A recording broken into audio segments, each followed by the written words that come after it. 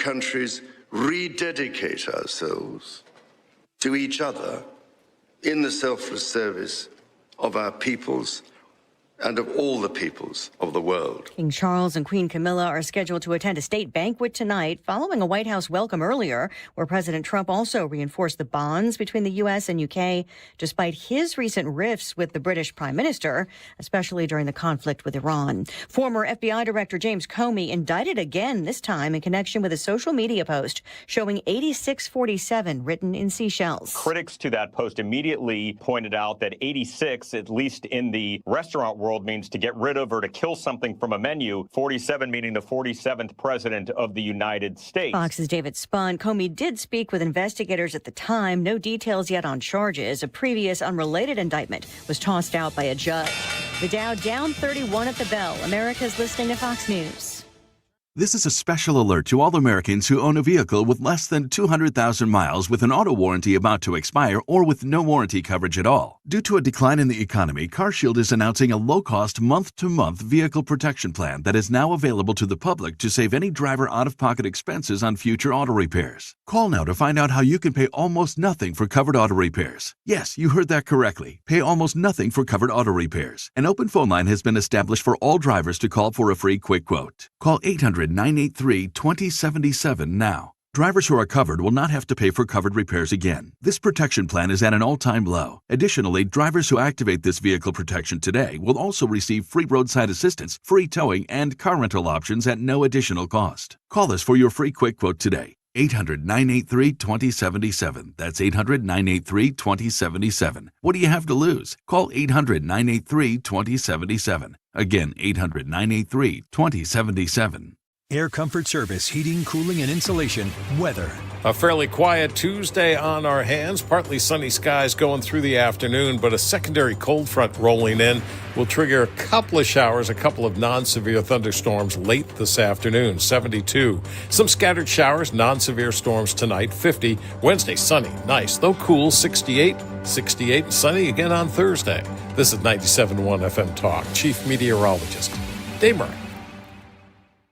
This hour of the Mark Reardon Show is sponsored by Gamma Tree Experts. Your trees deserve the best care. Call Gamma Tree Experts. This is the Mark Reardon Show on 97.1 FM Talk. Good afternoon. Welcome to a Tuesday edition of the Mark Reardon Show. Fred is hanging out in the room with me. Ethan Hannaford as well. Sue's off one more day. She will be back tomorrow. These weeks can never go fast enough, right? When we have a team member that's down, right. Unfortunately. I like when we're whole. Yeah, I think we all do. So we're back with Sue tomorrow. But Fred, how are you? I'm good. How are you doing? I know that we were in a pretty good mood last night. I think Ethan would be included in this group when we were hanging on and watching the Cardinals game and thinking, okay, 5 losses in a row. And then, man, it's funny because it was Pages that hit a solo home run. So it's 2-1, I think, at that point. Right. And my wife's like, yeah, look, they're not out of it. I'm like, you don't solo home runs in this. Any expert will tell you want to rally. It's a rally is what you want, right? So she's like, well, what if they hit back-to-back? I'm like, come on, man. How's that going to happen? Well, J.J. Weatherholt does it. And then, man, the Pirates just kind of fell apart, didn't they, in the ninth inning? They were almost perfect through 7. They had a perfect game going. Apart. Yeah. That was great, though. But the Cardinals needed that. They really did. So that was good to have a win last night. Sorry, Ethan, I don't think I have your mic on. Well, I just said it was desperate for them at that point. You were on the brink of losing 5 straight games. You're in the middle of a 17-game stretch, and they got a good start from Dustin May. The bullpen was sharp last night. It came together at the end, and a homecoming for J.J. Weatherholt. Yeah, that's cool. He went to high school just about 30 minutes away from there, so he had a bunch of people there. Last night was a fun Cardinal win. Yeah, that was awesome. All right, we got to do this, I think, today because it's a day for the king to be here. Not Donald J. Trump. That's a different king. That's no kings. But we have the King of England, King Charles. I learned a lot about King Charles today, Fred. I learned that the lady folks, this is what I should have asked Annie in the last hour. Because what I learned from listening to some of the coverage is that back in the 80s, when we all got to know Prince Charles, he was considered pretty hunky and that the ladies liked him. I don't really remember that. Do you remember that? I don't. I just remember Princess Diana. Yeah, well, and she was certainly someone to remember. So I'm going to play that a lot just because I like playing the royal fanfare quite a bit, so get used to that. But then this has to be my favorite cut, and we have Mark Sutherland on today. Mark is kind of our he has an official position with the government, right? He does. He is the British honorary consul. He's attending today's address to Congress, which is still going on right now. The king is addressing Congress, has been since about 2 o'clock, or is it over done. now? That's Okay. taped. I'm looking at. I was going to say, man, he's like into Trump territory here with the speech, but no. Okay, he did wrap that up, but what I was going to say is he's going to join us at 4:32, but I'm going to probably have to greet him with this. Oh, you English are so superior, aren't you? I love that bite from Kevin Kline, a fish called Wanda. But that's coming up just a little bit later this afternoon. Let's start with Jimmy Kimmel and, his non-apology. The thing about Jimmy Kimmel is, and we're giving him more attention. This is sort of something I regret because his ratings will kind of spike. But I presented this issue yesterday from this perspective. Jimmy's wife and his wife's family, Molly McNearty, they're from here in St. Louis. And I guess if I would go on and make some joke about, Molly perhaps being thrilled that her husband was going to die or be killed or something along those lines, I'm not so sure they would take very kindly to it. Now, he says, and what was happening, and I don't think everyone understood this, so it's important to recognize, if you looked at the clips from that, Fred, I was confused and I kind of guessed, and I was right on my guess. It looked like he was, doing all these jokes before the White House Correspondents' Dinner the other night. He did a faux White House Correspondents' Dinner bit on his show. So he had like the podium there, and when they would cut to the clips, they were fake clips, or they were not fake clips, but they were clips from past White House correspondent dinners, right? So the weekend builds, and Melania goes after him on the X, formerly Twitter, and says, look, this is completely inappropriate, the joke that he tells. So here's what he said last night, all right? He's got a bit of an explanation here. When you have mentally disturbed... That is not it. That is, Carolyn, forgive me about that because I can't see. That's part of the problem here. Here we go. It was a pretend roast. I said our First Lady Melania is here. Look at her. You know what? I want to play this is where I'm really flailing here because I want to play the longer version of that. Yeah, that's go why to I'm Jimmy Kimmel. That's why I was confused. Okay, so here it is. We'll stop it a little bit along the way because he gives his explanation. So on Thursday, 3 days before the event, in order to keep that cherished tradition alive, I did my own version of the Correspondents' Dinner on my show. I put on a tuxedo. We pretended we had an audience of luminaries. We used old footage of the Trumps, of Pete Hegseth, J.D. Vance, Kid Rock, Vanilla Ice, all the members of his cabinet.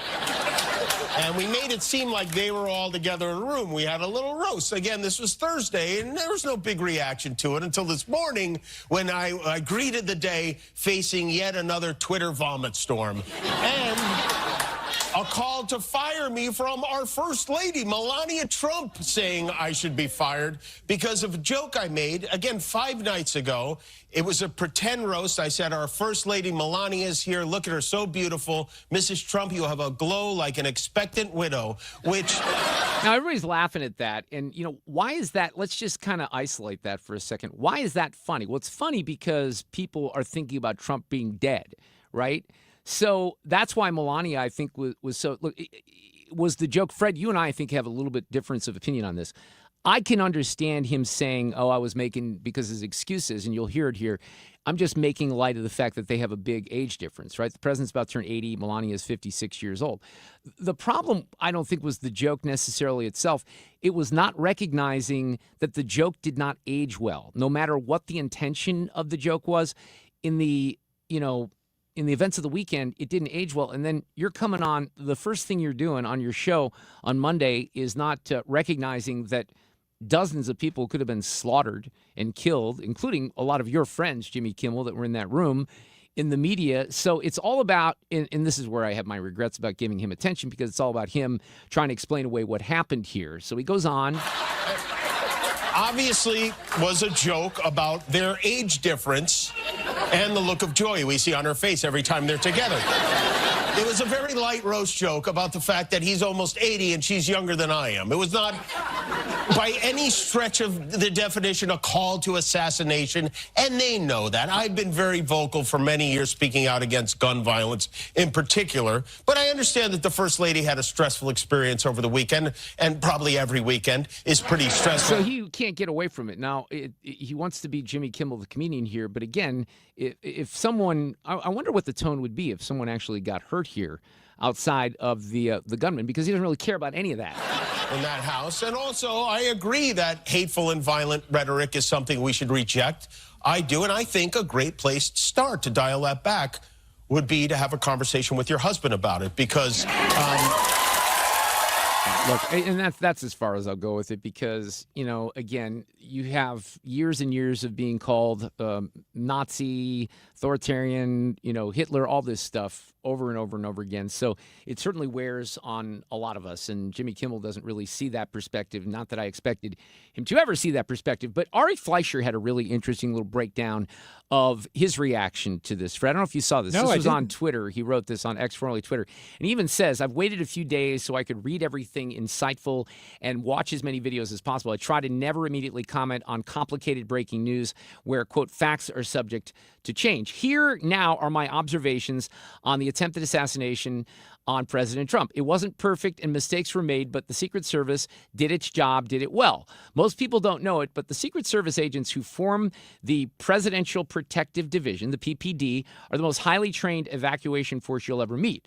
He says their only job when things go wrong is to get the president out of there to an always existing designated evacuation route. They did their job. 2, he says it's not the Secret Service's job to ask for IDs or to check tickets at an event outside the White House. The Secret Service could care less if someone was sitting at the wrong table or didn't pay to get in. That's the job of the host organization, the White House Correspondents Association. The Secret Service's only job is to protect designated people. I mean, that's a valid point, because we've had complaints, even Harris Faulkner, some audio yesterday saying, look, there were paper tickets, they were wet, they barely checked them.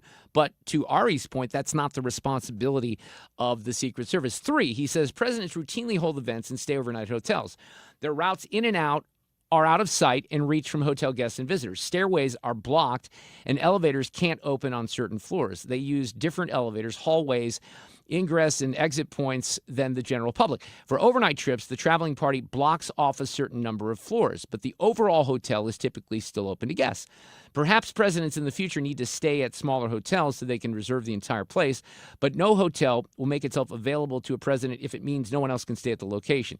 So if that means hundreds of rooms must go empty, they're not going to do that. Here's where he started raising a couple of questions that I have, okay? Number 4, who tackled the gunman? Who did that? Did he fall and trip? How was he captured? Could he otherwise have breached the ballroom? And Ari says there's still a lot we don't know, and I agree with him there. Why were the magnetometers taken down when they were? The event had begun, guests were already in their seats, but agents, including uniformed division officers who manned the mags, let down the perimeter that must always block entrances to a POTUS event. No one should be able to run in a straight line and get past the outer perimeter, not even by 60 feet, which is not a great distance. But that's the distance it's been reported of the breach past the mags. I can't argue with that, right? He said they need to keep in place physical obstructions in addition to human ones. I thought about this, Fred, because you could certainly have, something that waves you through, but then also there's a door that opens or something along those lines, where you're blocked off. Right. That technology can't be that hard, and it's out there, obviously. And we're going to talk about this a little with George Rosenthal, because one of my questions is, with all the tech, he comes up on Tech Talk Tuesday later, with all the tech that we use, all the advancements, why? Look, here's something to think about. The Masters had better security than the White House Correspondents' Dinner. It really did. They had the RFID chips. They were checking those, making sure people have the right badges. You could do that for an event like this. You should do that for an event like this. So I think there are questions. I'm not blaming the Secret Service, by the way, because he doesn't. But it does, we do have some questions out there about what went down in the moment that he was, tackled, et cetera, and was the shot that the Secret Service agent took to the vest friendly fire. We don't know that. But some questions that need to be answered. Hey, Jen Say's coming up from XXXY Athletics. Coming up next. She was there at the Correspondents' Dinner. She'll have her reaction coming up. Traffic from the 97.1 FM Talk Traffic Center. All right, we've got 270 southbound, slow spots from Page down to 55. 170 southbound filling in Ladue down to 64, kind of heavy. And the westbound side of 70 fills in as well through Fallon and then Gilmore. 64 westbound, slow out of Kings Highway to 170, Lindbergh to 270, then 364 to 70. Eastbound side hits the brakes around Mason to 270, and then you get a 170 to Big Bend. And 44 westbound is heavy from Lindbergh to 270. I'm Trent Erickson at 315 on 97.1 FM Talk. Well, I want to guide you into some great help when it comes to your flooring needs, whether you need silky soft carpeting or hard flooring. Michael's Flooring Outlet with 3 great locations. They're there to help you here in the St. Louis area. So maybe you want something soft, warm, and quiet. Carpet has a lot of things still going for it, and the technology is even better than ever, right? It's stain resistant. They can get you into a price point that's comfortable. Carpet saves energy as well. Proven to trap allergens and dander. With the right vacuum, you can get them out of there. But a lot of people have gone to hardwood flooring or something that looks like hardwood, laminate, ceramic tile. They can help you out with that at Michael's Flooring Outlet. They have a catalog online. They have amazing videos online. You can upload some inspiration and see some flooring with your particular room and setting. Or you can just walk into one of the great stores. 3 locations open every day except for Sunday in Old Town St. Peters, in Darden Prairie, and in West County on Olive. That website, igotfloor.com. If you're considering an annuity as part of your retirement plan, we need to talk. Hi, I'm Bob Stockdale, Senior Vice President Investments with the ClearPath Wealth Management Group at Stifel and host of On the Money, Saturday mornings at 11 on 97.1 FM Talk. Annuities can be a useful tool for some retirement investors, but not all annuities are created equal. Every week, we meet clients who own complex annuities that don't suit their needs and, in some cases, actively undermine their retirement plan. Before you purchase an annuity, get a second opinion from the ClearPath Wealth Management Group at Stifel. Requesting a consultation is free of charge. To request a free consultation, contact us at clearpathinvesting.com. That's clearpathinvesting.com, or call us at 636-695-2650. That's clearpathinvesting.com or 636-695-2650. Stifel Nicholas and Company Incorporated, member NYSE and SIPC. One of the biggest gifts you can give your family is peace of mind. That's why I trust and recommend Civia Law. They've helped so many families, including mine, right here in our community with estate planning, wills, trusts, powers of attorney, and elder law issues. I've seen how stressful it can be when a loved one passes without a plan. Families are left confused, sometimes tied up in probate court, and it can cost so much in time and money. But with Civia Law, you don't have to worry about that. They'll walk you through everything and even deliver your completed documents in just 2 weeks from your first appointment. And here's something special just for you. Mention the Annie Fry Show, and the first 10 listeners right now will get a free strategy session. That's a $300 value. 833-995-WILL. Just be sure to mention the Annie Fry Show when you call. Civia Law has 7 convenient locations across Illinois and Missouri, including in Edwardsville, Swansea, and Creve Coeur. Secure your legacy and protect the people you love. Call 833-995-WILL. That's 833-995-WILL, or visit civialaw.com. The Mark Reardon Show is St. Louis conservative.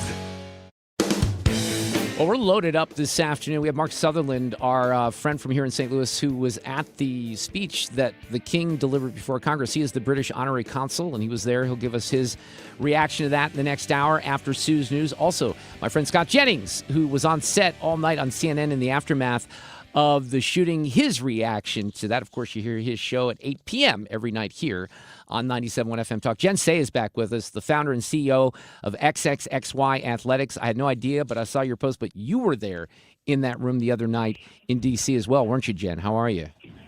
I'm doing fine. I was there. It's crazy that I was even there. You know, what am I doing there? I'm not a journalist. But I was invited to sit with the Daily Wire, and I accepted. I thought the worst part of the night would be that it might be kind of boring. Told by people in the past that had gone that it was boring.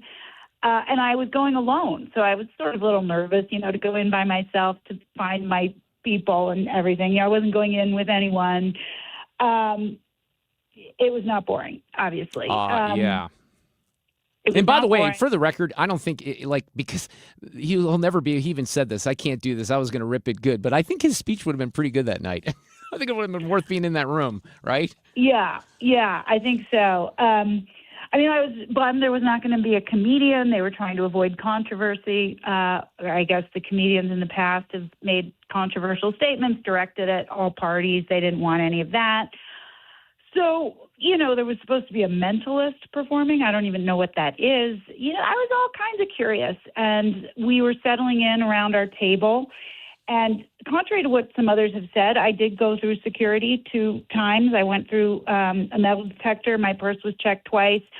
I did note that there were guests from the hotel, wandering around. I thought through all these things. There were lots of protesters outside, not something I'm unaccustomed to. Every event I go to, whether it's a Turning Point conference or a Moms for Liberty conference, has crazy protesters screaming in your face outside. So that didn't seem particularly odd to me.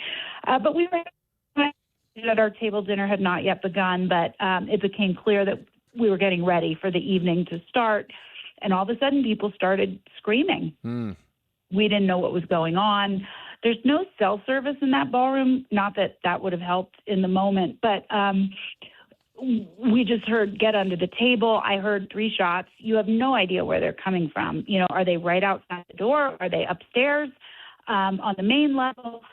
And, I'm thinking, I'm at the table in the back. I'm nobody. No one's going to shield me. No one's trying to get me out. I mean, in fairness, no one's trying to get the journalists out either. The Secret Service are getting the government leaders out. But I'm at a table right in the back. If he's coming in the main door, I'm right there in the path. And so mostly you're thinking, I can't believe this is happening. How is this happening? I can't believe this is happening. And I'm under the table with my Daily Wire friends and Jessica Reed Krause, who runs House and Habit, which is a very popular Substack and Instagram handle. We were all seated together. So this woman I met, a half an hour before, we're huddling under the table and squeezing each other's hands. And there's wait staff under the table with us. And there was a very calm woman at our table narrating the events. She was like a gift. She said, stay calm, just stay down. There could be crossfire. We don't know what's happening. You're fine. She kept saying, you're fine, over and over again. She was with the America 250 Commission, longtime government employee. She was amazing. I mean, I got to tell you. That's crazy. She was so calm. She was explaining why we needed to stay down, because if he did come in, I mean, not that this was making me calmer, but there could be crossfire, and so just stay down. And then I did have a fleeting thought, like, if this is it, then this is it. There's not really anything I can do. I'll stay under the table until it seems okay to leave. But if this is my time, I guess this is my time. But we were calm because there's nothing you can do. You know what I mean? Like, what are you going to do? I can't even imagine. Yeah, I can't even imagine. Right. So then what happens then toward the end? Yeah, we weren't like hysterical. We were kind of calm because there's nothing you can do. And then when it got a little quieter, Jessica and I got up and we headed to the door, and we found a side door, an alley. Everybody else had stayed under the table. Like, we walked away from our table first and got out the side door and then just ran down the street. I mean, I can't run very fast. My ankles are bad, but as fast as we could, and we're in dresses and heels and everything. And we just ran as far as we could, and we're trying to figure out what happened. We were getting texts that he had been killed, the shooter, but we know now that's not true. Yeah. We got in an Uber. It couldn't get very far because all the streets were closed off at this point, and we had to get out of the Uber, and we ended up on a street corner, cordoned off with yellow tape for about an hour, maybe 2, until I just walked away. I just ducked under the tape and walked back to my hotel. But and I know there's been video of people stealing wine from the tables. And I will tell you, as funny as I find that, when I got back to my hotel, I wish I had done that because there was no liquor, there was no wine. I had to just white knuckle it through the evening and try to go to sleep all by myself. All I had was melatonin. That was the strongest thing. Oh, that would be tough. But I mean, as you get back to the room, do you even really know at that point what happened? Did you put the coverage on and still trying to figure out what went down? I was sort of trying to figure it out. I mean, at that time, by the time I got back to my room, I already had the pictures of him face down on the rug. Yeah. I was texting my husband. I was on Twitter, and I could see what was happening there. There were already people saying it was fake. Okay, of course. You weren't there. Yeah. I mean, stop. So I was following along on social media. I think when did the manifesto get released? Was that the next day, or was it that?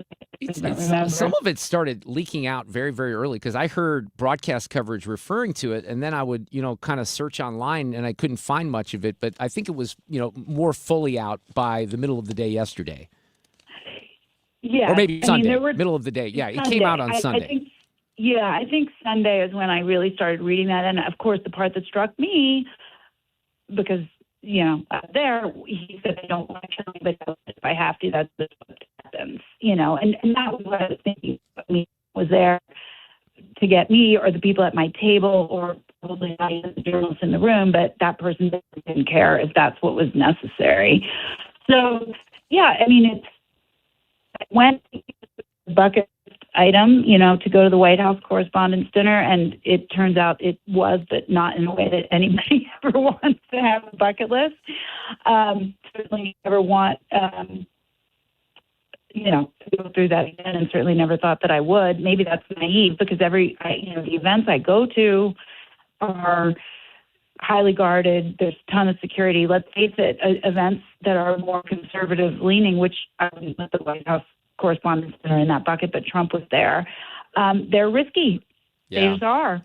Yep, I don't. Which is a really sad thing. I really feel for the for the spouses for a lot of these situations, because I mentioned like my friend Scott Jennings, who wasn't there but might have been in similar situations and is in similar situations, and someone like you just you go into these things thinking you're safe, and we're finding more and more often that it doesn't take much to breach security. So there's lessons that have to be learned here, I think, for sure. But what an experience, Jen. I can't even imagine. Yeah, it was terrible. I keep asking myself, am I fine? I'm fine. I am fine. And I realize now I was not in any real danger, but you don't know that. You have no idea. You hear gunshots, and you see people running past, you're under the table, and you have no idea who's running past. So, yeah, it's terrifying. But I will say, with a day or two behind me to think about it, I don't feel any differently about doing what I do or going where I go. Well, I think it's more necessary. It's such a cliche to say this. It's almost an embarrassing thing to say, but if you stop speaking up, if you curtail your own speech, then the the worst of us has won. And the only thing that protects my free speech is yours, and vice versa. And we have to just keep doing it. So if they do a do-over of the dinner, I'm definitely going back.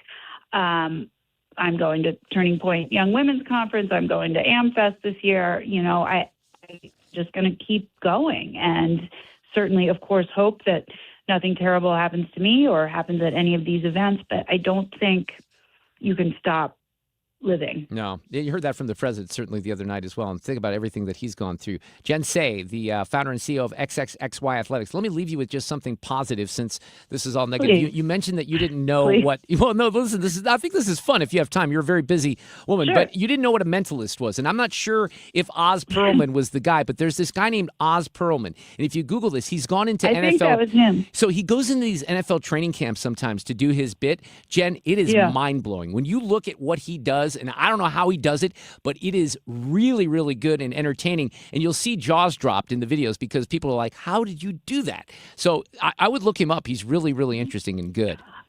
I think he was the guy. And apparently there are stories told that he told Carolyn Levitt before the ceremony started, which never happened, that he knows the name. He would be able to guess the name of her not yet to be born baby. And we don't know, but seemingly she was stunned with the answer. So I think we can intuit that perhaps he got it right. Yeah, I've heard he's very entertaining. He really is. It's like I feel like I can explain a lot of things. I'm looking at this guy like, okay, he's pretty good at what he does, but check him out for sure. But thanks for coming on this afternoon. You know what I'm looking at? Sorry, not to interrupt you. It's okay. He's Israeli-American, which is yet another reason that they would have. And I didn't even know that. Did not know that about him. I didn't know it either. I'm just Googling it now. And there were a lot of protesters outside screaming "Free Palestine" and that might have had something to do with it, for sure. Yeah, exactly. All right. Hey, listen, you take care. Stay safe, okay? Thank you so much. All right, we'll see you. Traffic from the 97.1 FM Talk Traffic Center. We've got 270 on your southbound side, slowing from Page down to 55. 70 westbound fills a bit through O'Fallon and Gilmore, but that's about it. 170 southbound's heavy from Ladue down to 64. 64 westbound Kings Highway. You get your delay over to 170. Lindbergh to 270. And then 364 out to 70. And eastbound side from Mason to 270 on the brakes and 170 to Big Bend. And 44 westbound around Big Bend, we've got a stall in the right lane, so that's causing some backups into that area. This report is sponsored by Overhead Door Company of St. Louis. I'm Trent Erickson at 331 on 97.1 FM Talk. If you need a new garage door, this could be your lucky day. Entries are now open for the $5,000 sweepstakes at Overhead Door Company of St. Louis. A winner will be chosen at random to receive $5,000 towards new garage doors, openers, or front entry doors of their choice. Enter now at overheaddoorsstlouis.com. In a couple hours, about 2 hours from now, we'll have George Rosenthal from Throttle It On. We do this little segment called Tech Talk Tuesdays. And one of the things I'm going to ask him is about the lack of technology that was being used at the dinner over the weekend. Because like I said at the beginning of the show, it seems like the Masters has better security. But what George does for a living here and what he does for you as a business owner to make your life easier is protect you when it comes to cybersecurity. They've been doing this for over 25 years, focusing on security strategy and keeping companies in St. Louis productive. Cyber threats, George will tell you this, we hear these stories all the time, not just a big company problem, right? Small, mid-sized St. Louis businesses are targeted. You don't want an employee to press the wrong button, shut your business down, cost you hundreds of thousands of dollars, if not more. And then it damages customer trust as well. No ThrottleNet client has ever paid a ransom because their cybersecurity works. So check out the segment in a couple hours. But also, if your business relies on technology, the great first step that we're offering you is go to throttlenet.com/971. It's a free baseline IT security audit. You don't know where you are until you know the basics, and that's what they're going to test. It's a simple way to get clarity on your cybersecurity risks. Throttlenet.com/971. Hey, it's Mark Cox, and if you're still looking for the perfect Mother's Day gift, I've got an idea. Head to Hot Tubs of St. Louis. They're having a huge Mother's Day sale. A hot tub isn't just a gift, it's relaxation, better sleep, stress relief, and a backyard upgrade the whole family will love. I'll be live on site Saturday, May 9th from 11 to 1 at Hot Tubs of St. Louis, 5030 Griffin Road, just south of 270 and Tesson Ferry. Come by, say hi, and find Mom the gift she really wants. Many times, a person hires a law firm after an injury without doing research. It can be a big mistake or not. Sometimes, after you have hired a certain lawyer, you realize you made a certain mistake. But guess what? Just because you hire them doesn't mean you can't fire them. I'm John Morgan of Morgan & Morgan. If you think you've hired the wrong firm, you may have. So do this. Google Morgan & Morgan results or visit forthepeople.com for cases just like yours. You may find that our full-service injury firm should have been your choice in the first place. Last year, almost 12,000 people discharged their law firm and hired us after further research. We became America's largest injury firm for a reason. Visit forthepeople.com today and let's get started.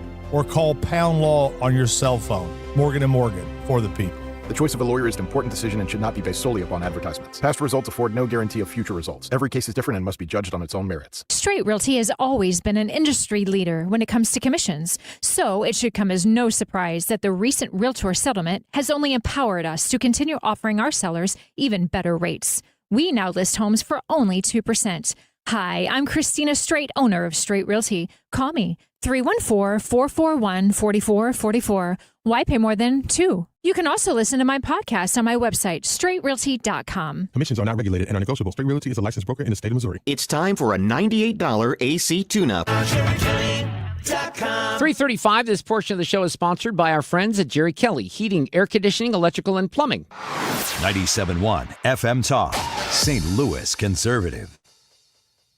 We're going to highlight a report here in just a moment from Defending Education that documents a lot of spending by teachers' union dues for political activities, which is really no surprise, but the numbers are kind of staggering. But look, these, teachers' unions, Randy Weingarten, et cetera, they're proud of this. When the history books are written about this moment, let them record that we the people united, mobilized, and voted down this existential threat to democracy and freedom. Progress is possible.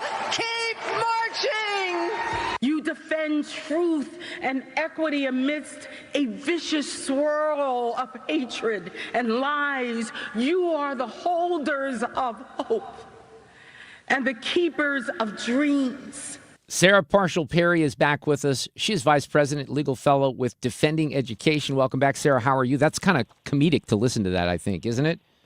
Well, I tell you what, no one is ever going to accuse Becky Pringle or Randy Weingarten of being subdued. They are dramatic in the worst possible sense because everything that is not progressive in its orthodoxy is an existential crisis. And you heard that right now from both of their mouths. Yeah. By the way, it's interesting. I don't know if you paid attention to this, but there's been some highlighting here the last few days, again, of some teachers. It's amazing to me that, kindergarten teachers, et cetera, they go online in the aftermath of an assassination attempt and they think they're being funny or something like that, and then they find out that they're losing their job a few days later, I think, as well.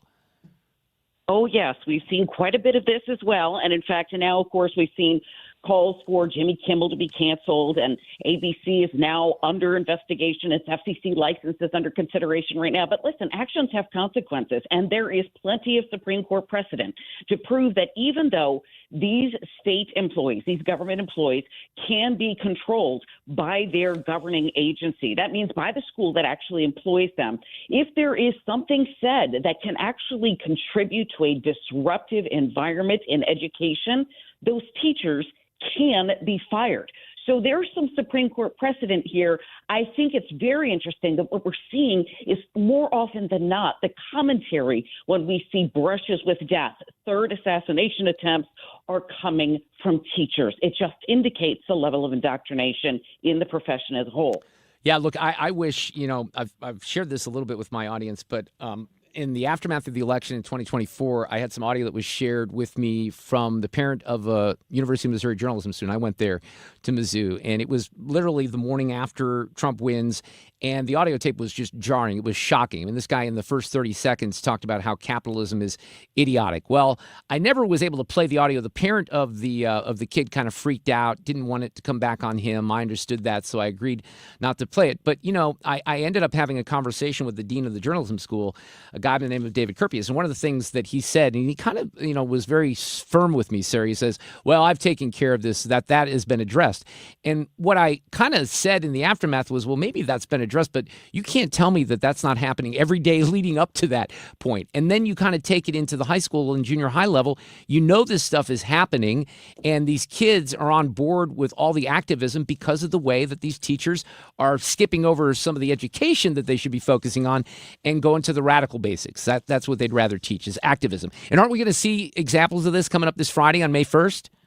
Oh, absolutely. In fact, the teachers' unions are using May Day as kind of a dress rehearsal that'll groom students into Democratic foot soldiers. Listen, they are pushing these kids to get out of class for progressive purposes. And that, of course, is no surprise to us because we recognize that the unions have never been about, first of all, conditions for teaching, conditions for their teachers, pay, insurance, benefits, or otherwise. But more importantly, they do not care about educating the nation's children. And in fact, just a few years ago at their national convention, the NEA voted down a resolution to increase learning outcome scores for every child. They did, however, approve a resolution supporting abortion on demand. So that tells you exactly what their policies are. And in fact, the report that we've just released indicates that they're spending in accordance with those particular progressive viewpoints. In fact, once you account for the AFT and the NEA at the national level, these are the two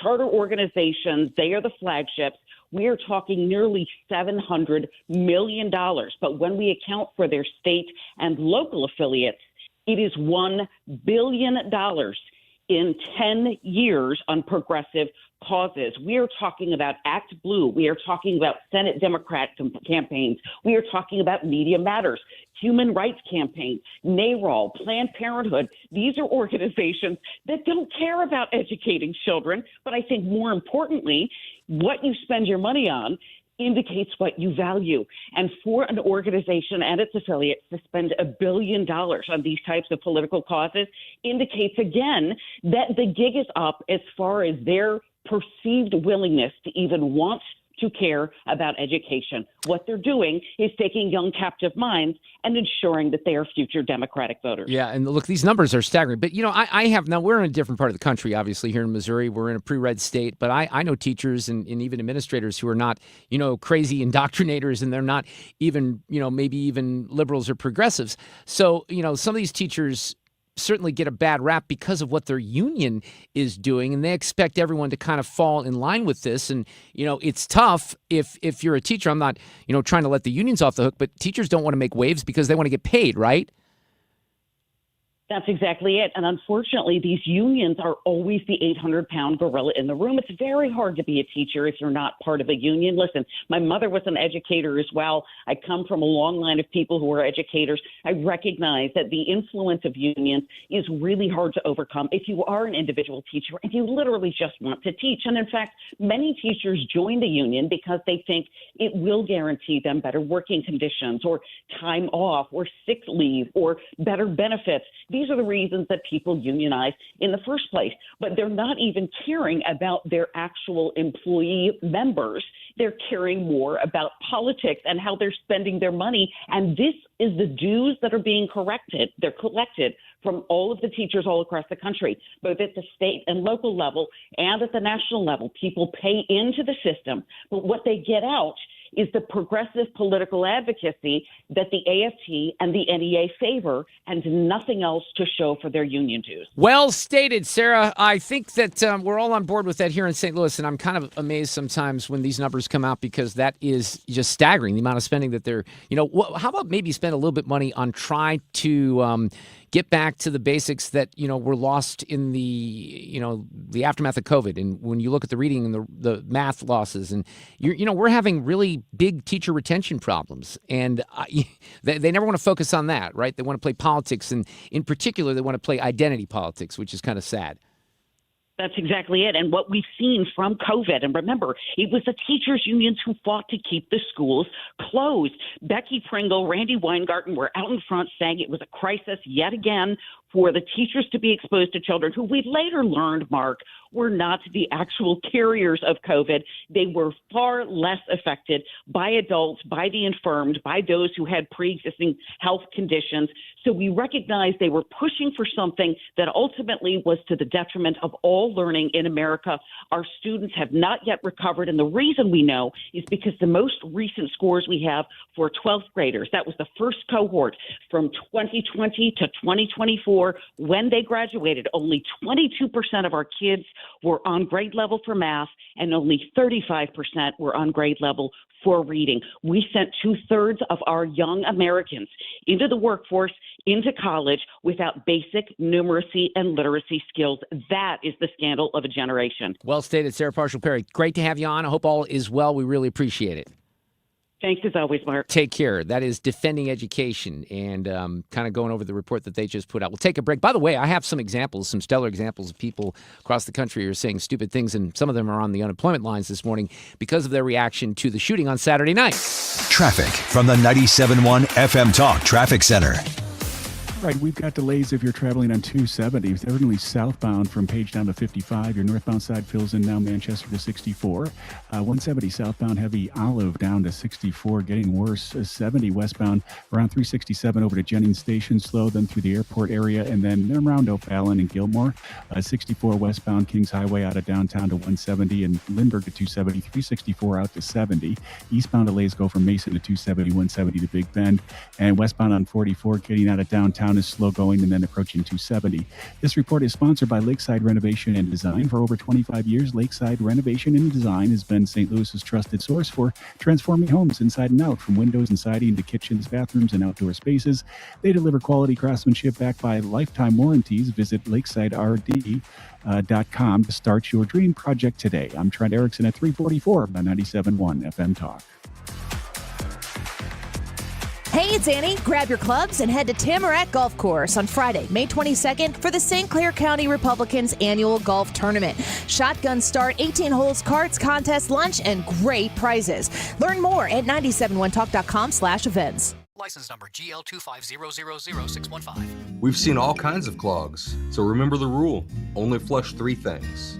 Number 1, number 2, and toilet paper. What about my dinosaurs? No. My monster truck? Nope. What about... If it's not the big three, don't flush it. But if someone does flush a dinosaur... Call Grasser. We clear the clog and get things moving again. Green is always Grasser at GrasserHomeservices.com.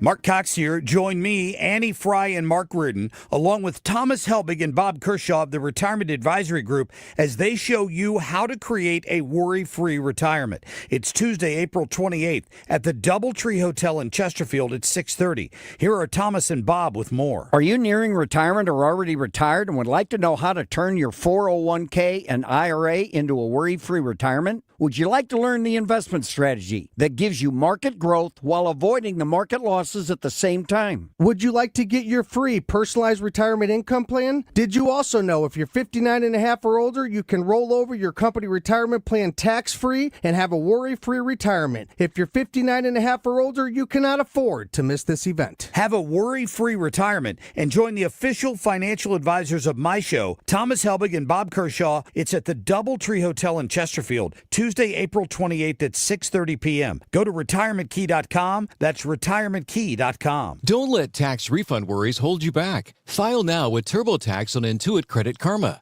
They'll find every credit and deduction to help you get every refund dollar you deserve or your money back. Start filing today in the Credit Karma app. Mark Reardon is St. Louis conservative. Well, 2 hours from now, I will have a little segment that I like to call, and that I have called for many years, Audio Cut of the Day. I'm going to share some audio in that segment that is unique to the day. But right now, I have some stuff that I want to play because it's new, incoming. Fred has loaded some in. First of all, before I get to that, let me just play you some examples of some folks who are unemployed today. The first one, I meant to play this yesterday, mainly because my producer, Ethan, had to do so much work here with his mouse and edit it because there's a lot of profanity in this one. This is a kindergarten teacher who felt very comfortable saying all these things and, by the way, is now out of a job. Man, there's been a few creators on here saying that, like, Friday or yesterday could have been the day. And then I wake up to that news, but not that news. We're going to have to pay really close attention to what they're trying to actually distract us. All right, that was not the one that had profanity, but obviously she is waxing nostalgic and sad about the fact that the person didn't have better aim. You remember that one from yesterday, Ethan? Because that was the one I really made you... There it is. Okay, hit that right there. Round them all up. Put them in a big room that kind of looks like it could be a gas chamber. Don't actually do anything to them. Like, they'll be fine. Don't gas chamber them, but just put them in a room and tell them that's what you're gonna fucking do to them. Watch them all cry like the little baby back bitches that they actually are on their insides, and probably piss and shit their goddamn pants. Oh yeah? Is that funny? I know exactly how you got the way you are, and it's because your daddy was exactly the same fucking way. You're not even your own f***ing person. You're just a compilation of all the hatred that your father handed down to you, you dumb motherfucker. So that was a liberal kind of unloading in the aftermath of the shooting. And this is a United Healthcare social media manager. She's very young. She needs a job today. Here's what she said. We're cooked as a country when my first reaction to hearing the news about Trump's attempt was, it was probably fake. Like immediately I was like, oh, that wasn't real. Probably fake. And the second was, aw, they missed? So happy they missed. Oh, yeah, that's sad. That's when you know we're cooked. Yeah, it's interesting because I guess she felt comfortable doing that, but United Healthcare then puts out a statement today that says that violence is never acceptable and any comments that suggest otherwise are in no way consistent with our mission and values. The person who made the comments online about Saturday night's incident at a Washington event where President Trump and many other political leaders were gathered is no longer employed by the company. So I'm telling you, libs of TikTok, they root these people out, they expose them, and they don't really end well usually for the people who put out the social media content. Now, a little bit more audio here today, and some of it's related to the shooting. One, Todd Blanche, the acting AG, one of the questions, I even raised this earlier in the hour, is did the bullet that hit the agent in the vest, did that come from the shooter? Did it come from another agent? Was it friendly fire? Here's Todd Blanche a short time ago. I don't have anything further to talk about with the ballistics that are still being analyzed. And I said it yesterday, and every law enforcement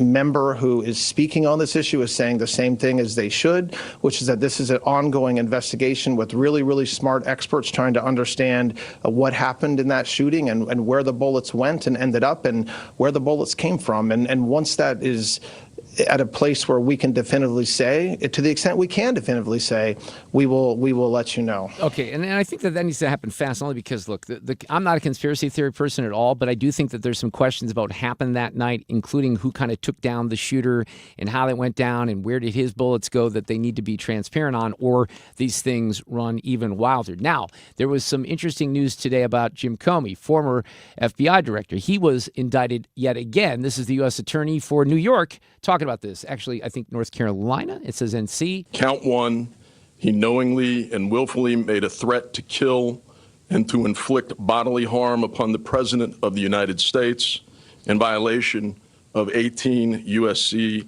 871A. Count two, he knowingly and willfully transmitted in interstate and foreign commerce a communication that contained a threat to kill President Trump in violation of 18 U.S.C. 875C. Okay. Look, this one's going to be, I think, a little tough, and I'm going to play you some analysis here, but essentially he's being indicted over the 8647. Remember the rocks that were placed on the beach, and he said, I didn't know anything about that, and it said 8647, which clearly was, I don't know that I can say it was made in a threatening fashion, but his naivete on that was a bunch of BS. The question is whether or not there's some sort of perjury that is associated with this. But even the Fox analyst, Carrier Bond, who is the chief legal analyst with Jonathan Turley, said, it's a stretch. It was obviously a very inappropriate post. I don't care what he says about it. What did he say? I was just walking along the beach and I saw this interesting shell art. Okay, I don't think anyone believes that. But does it rise to the level of a major crime against the president, where you can face up to 5 years in prison and $250,000 in fines? And I think this goes down to this. This is the former FBI director, a slimy guy, I would say, no doubt, has done a lot of harm, I think, to the justice system. But I think the question for the Justice Department, what they should be asking themselves, if they haven't already, is the juice worth the squeeze? And does this fit the so-called crime? Yeah, and I think that's a great way to pose that question. So what the indictment says he publicly posted a photograph on the internet social media site Instagram, which depicted seashells arranged in a pattern making out 8647, which a reasonable recipient who is familiar with the circumstances would interpret as a serious expression of an intent to do harm to the President of the United States. Of course, that was from last May, and Comey came up with his, weak excuse for that. I don't think, though, he should be prosecuted for this unless there's something that I'm not aware of. Jonathan Turley. In my view, it would very likely be viewed as protected speech if it was the basis of a criminal indictment. That alone would have a hard time standing up in court. I've seen that reporting, and we'll have to see how they would stick that landing in an indictment.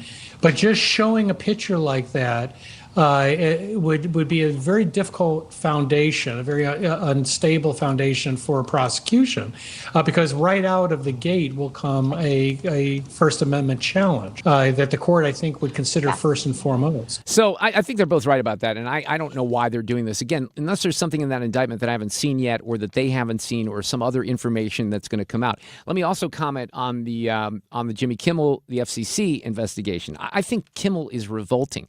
I don't think he's funny. I think he's shameful. I think he should have been more apologetic in his explanation last night, because he just wanted to play jokey joke, not even recognizing for a moment that people could have been killed at that event, certainly were traumatized, but it didn't matter to Jimmy Kimmel. So we're going to use that a little bit more for audio cut of the day as the afternoon goes along as well. But now the administration wants, and I guess Brendan Carr is talking about this FCC stuff again. I don't like those threats being used. They used them before. They used them in the Tallarico situation, obviously in the aftermath of what he said about Charlie Kirk.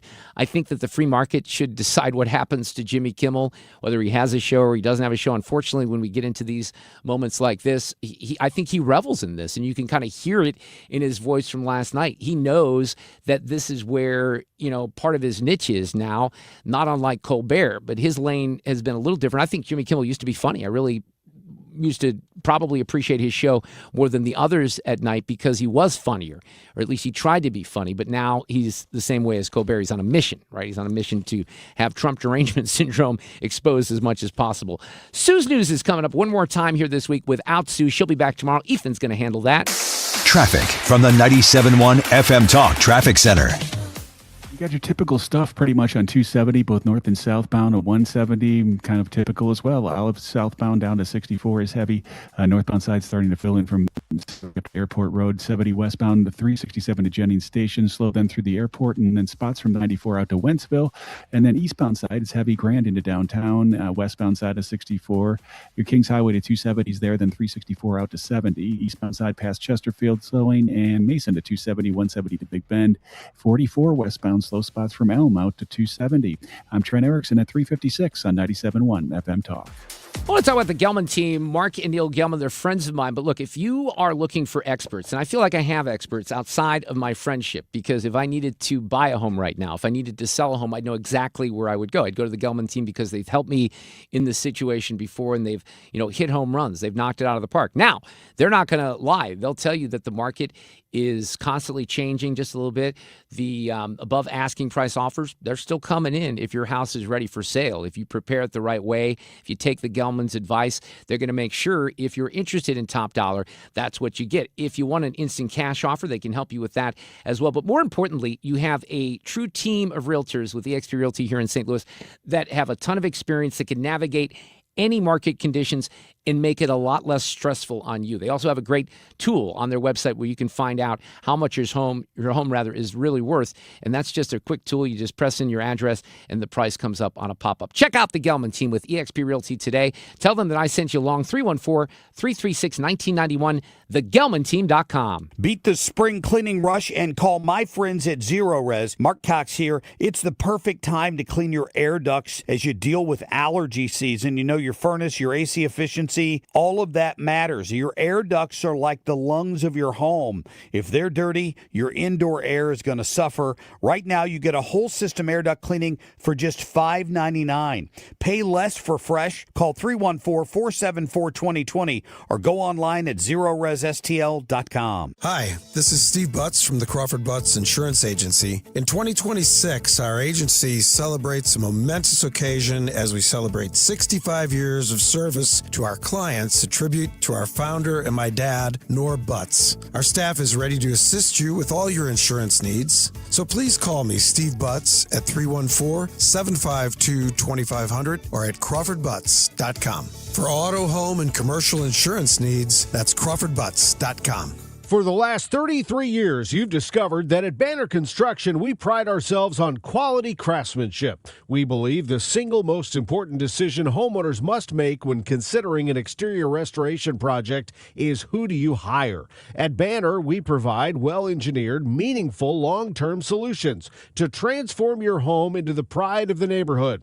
Let us help you fall in love with your home all over again. Call or visit bannerconstruction.com and have a banner day. According to MasterCard, nearly half of small businesses have been a victim of a cyber attack. As cybercrime escalates, ThrottleNet is calling on businesses to strengthen their security posture by taking a free online IT security audit right from your desk. This 3-minute online assessment provides an immediate score to see security gaps and vulnerabilities in your network. For 26 years, ThrottleNet has supported your business IT everything right here in St. Louis. In fact, no client of ThrottleNet has ever paid a ransom. So visit ThrottleNet.com/971 to take the free assessment today.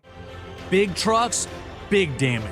And when you're the one left injured, you need someone who knows how to take on the trucking companies and win.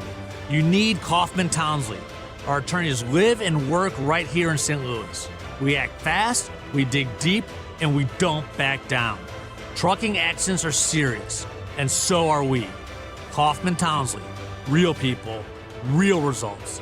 Call 314-777-7777. Hey, King Charles was rather on his comedy this afternoon before this joint session of Congress. We have some comedic examples from the King coming up after Fox News. KFTK FM Florissant from the Kaufman Townsley St. Louis's Injury Lawyers Studio. Call 314-777-7777. That's 314-777-7777.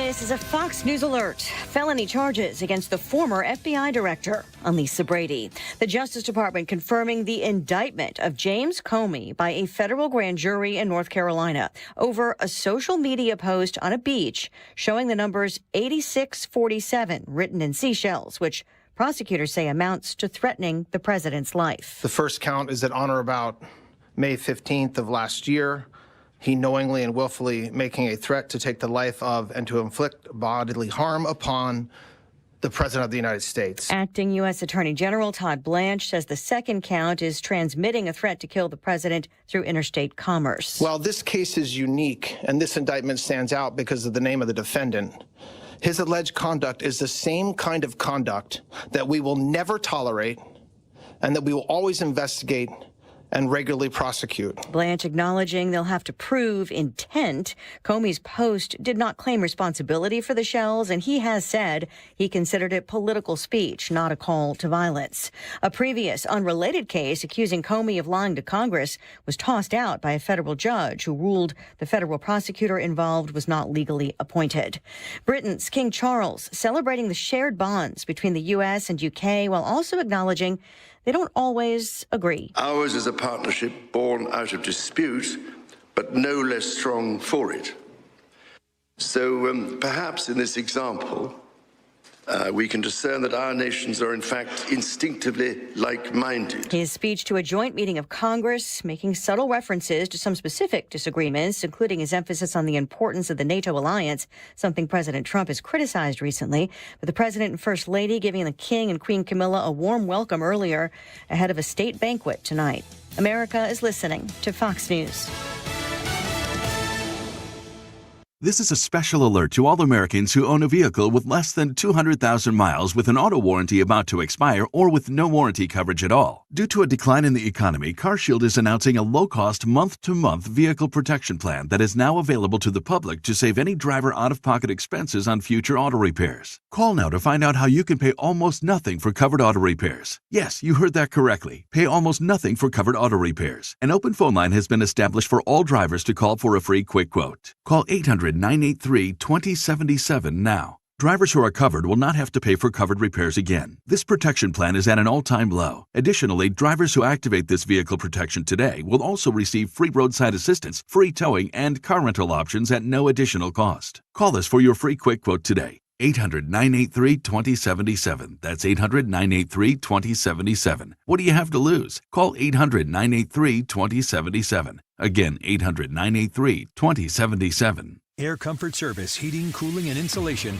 weather. Our secondary cool front pressing in, and that's the reason for the scattered showers and thunderstorms. Severe weather, really tough to find, but expect some thunderstorms from time to time with downpours and some thunder and lightning. 50 will do it for the overnight low. Wednesday, sunny skies. The northwest flow digs back in. It's nice, though it's cool. It's a little breezy. 68. Wednesday night, clear. Let's call it chilly. 44. And Thursday, sunny and 68. This is 97.1 FM Talk. Chief Meteorologist Dave Murray. This hour of the Mark Reardon Show is sponsored by Gamma Tree Experts. Your trees deserve the best care. Call Gamma Tree Experts. This is the Mark Reardon Show on 97.1 FM Talk.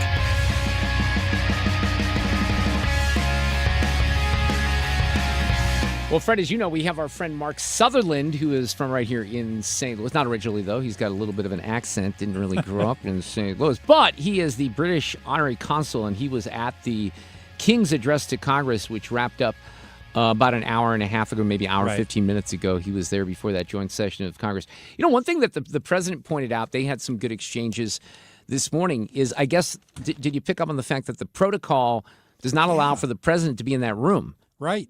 Right. And so no one was surprised when he couldn't be there. Right. I guess he had to watch like everyone else because he joked about it, I think, a little bit yesterday. He said, I'd love to be in that room, but protocol doesn't allow me to do it. But you've put a nice little montage together. The King showing a little flashing a little comedic talent here earlier today in this address to Congress. 250 years ago, or as we say in the United Kingdom, just the other day, this is a city which symbolizes a period in our shared history, or what Charles Dickens might have called a tale of two Georges.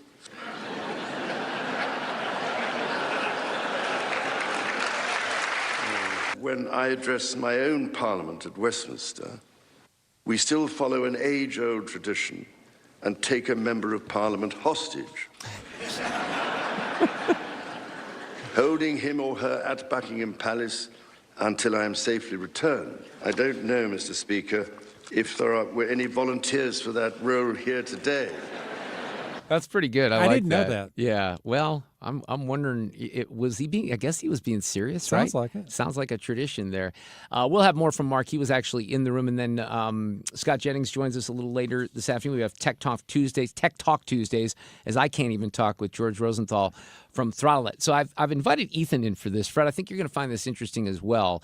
And this is kind of one of those complicated stories where, and you know, I've been a fan of wagering, and I've gambled and sports wagered for a long time. I was certainly a proponent of the ballot issue that we had here in Missouri. And, you know, I like to go to Las Vegas and bet every now and again.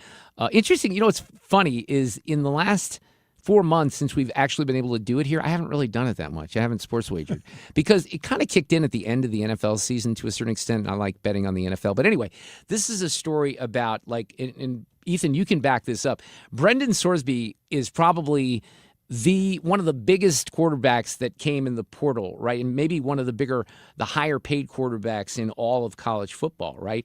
Because he leaves Cincinnati, he goes to Texas Tech for a reported $5 million. Now, the side story here is Cincinnati is suing him because they say that there's a $1 million buyout if he transferred, payable within 30 days. He announced on December 15th that he was entering the portal, and then on January 4th that he would play for Texas Tech. But the reason that this is a story is that this kid now, they announced that Brendan Sorsby is taking an indefinite leave of absence to enter a residential treatment program for gambling addiction, a move that comes just months after he reportedly landed that multi-million-dollar deal. So Texas Tech says it's committed to supporting Brendan through his recovery process and to ensure his long-term health and well-being. There's no word on whether he'll be available for the upcoming season. I don't know what's going to happen here. But Ethan, a couple of things. First of all, this does not shock me that this happened to a young college athlete, you know, with a gambling addiction. And as much as I've been a proponent of this from a freedom and a libertarian perspective, I am worried about these young kids right now, and young men in particular. And it's easy, you know, and I've even admitted this. Look, as maybe one of the reasons I'm a little bit more lax and I want this freedom is because I know as an adult I can do this responsibly, right? There was a period in my life where I was arguably probably wagering more than I should have been considering my socioeconomic, you know, conditions. But, you know, I've never had a situation that even remotely comes close to a gambling addiction. However, I've known some people who have had that particular addiction. And it's been and a lot of times what happens is that addiction is mixed in with alcohol or drug addiction. I'm not alleging that here. I'm just saying these things can get really complicated. But this is a crazy story, isn't it? We have gone in society, specifically with college athletes, from too much regulation on them entirely, too little. not just with gambling, but just in general, to not just too little, Mark, absolutely none. It feels like there is basically no regulation right now on name, image, likeness, on the gambling scenery. We are in a very difficult spot to where the NCAA, whoever it ends up being, I don't know what the government involvement can necessarily be. I know we've seen Trump have a couple of executive orders, but it's not like we've seen a boatload of change yet.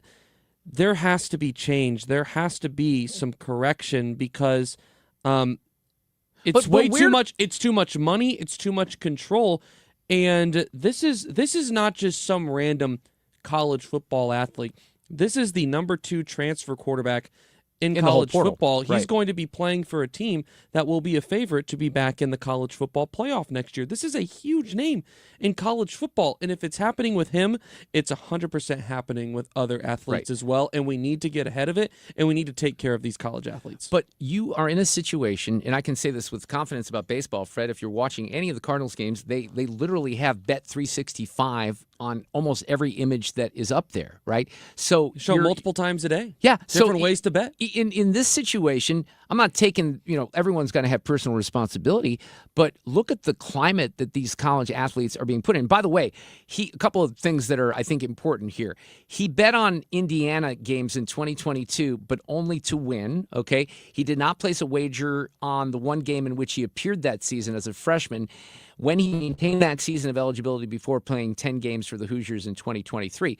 But now they're kind of taking a look back, even further to see what might have happened there. But he was betting a lot. I think it was a like lot. Now, he also had a lot of money. Thousands of bets. Right. Thousands and thousands of bets, but he had a lot of them were smaller bets, but that's what happens on these gambling platforms. I mean, you can bet. It's amazing, some of the things, and I've even admitted that some of the props probably should be taken off the board, in particular for college athletics. And even, how big of a conversation was it last year with Emmanuel Clase and I believe Luis Ortiz, is in the baseball name, situation, in baseball, where in these prop bets, they were being able to bet, people are able to bet on will this next pitch be a ball or a strike? Right, I mean, right. even to that detail, and it just has the potential to get really dangerous, and all of a sudden now it's one thing if we're seeing adults, professional athletes have issues with this. Imagine then how difficult of a situation it can be for kids. These are literally kids. Yeah, look, think about how much money he's making, though. If he's making $5 million a year, compare that to Mendoza, the number one draft pick, is going to make $10 million as the number one draft pick. He's making half of that. Some of these quarterbacks, in college are making more than the professional athletes. It's insane. It really is. But this is where we are, and I think it's the wild, wild west. I was hoping that there would be more rules and that things would settle down. But we've talked about this before too, the tax implications of the NIL money and kids not addressing that, not being honest with the IRS, not filing the taxes, not coming up with, deductions, et cetera.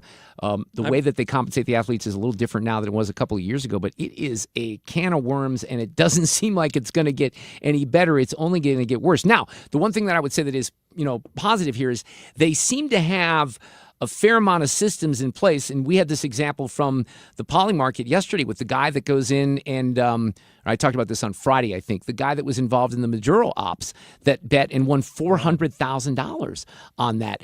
The reason I bring that up is because the triggers or whatever they have, the security triggers, seem to be working to a certain extent in these situations. They're catching some, but right. not most. We know what they're catching. We don't know what they're not catching. So the hope is that you're going to be able to clean this up. But I mean, man, there is so much under the table sports gambling that goes on, and there is I guarantee it's way bigger of an issue than was being talked about. So listen, I hate this for Brendan Sorsby, but hopefully this will, one, shed some light on it, and two, hopefully he's able to get some help, and it's not going to end up ruining his career. It'll be interesting Maybe to see. He could be an example for future student athletes. He very well could be, and that's why I think Texas Tech is maybe taking a little time right now. But it is a really crazy story, and I don't think it's the last time we're going to hear a story like that. All right, we have Mark Sutherland, I mentioned, is going to come up after Ethan does Sue's News. Sue will be back tomorrow afternoon. We've missed her. She's been down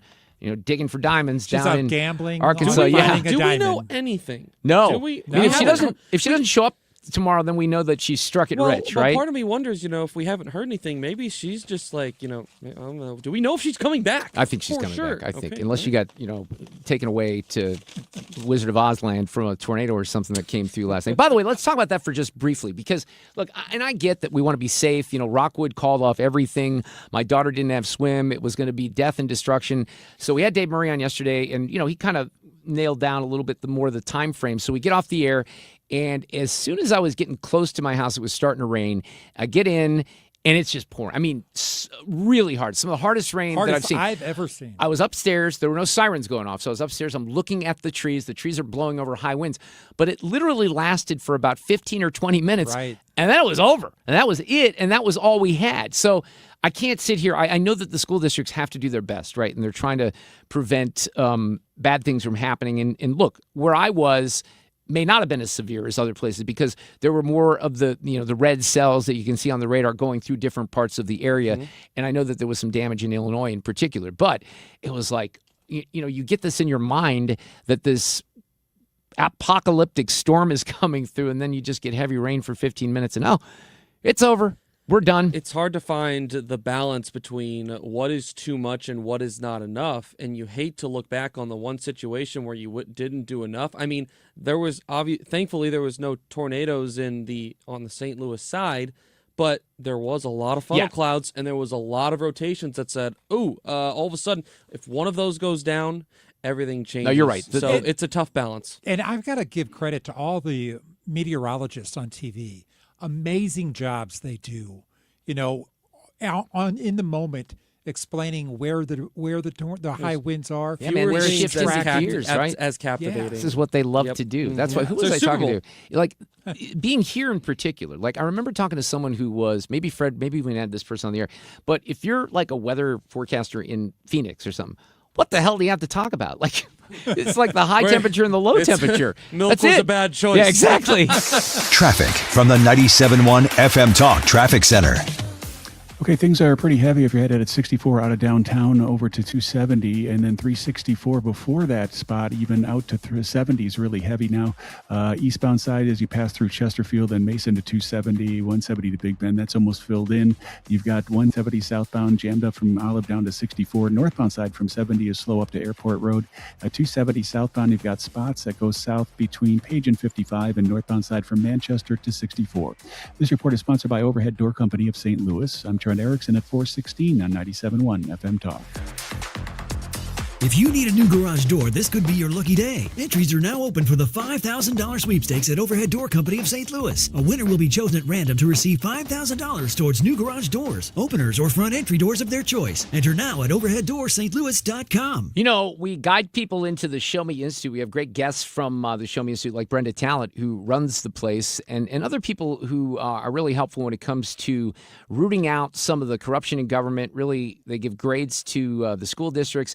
They have some great pieces up right now. Look, we're in a situation in St. Louis that is completely opposite from Kansas City when it comes to some of the stadium needs and the spending. Of course, the Chiefs had decided to go to Kansas. I think if you read some of the stuff the Show Me Institute has and you break it down and you think about it, they're a think tank that promotes free markets and individual liberty. They don't like it much when government is trying to, manipulate the conditions, which they do all the time. But Patrick Toohey is a great guest on our show on a regular basis, has a great piece or post, if you will, up there about corporate welfare and the Chiefs and the Royals stadium situation. I mentioned the school district ratings. They have those up there as well. So we use the Show Me Institute as a resource. You can do the same thing. Just go to the website today, showmeinstitute.org. It's Mark Cox. If you enjoy your backyard like I do, you need to reach out to my friends at Chesterfield Fence and Deck. They can make it better.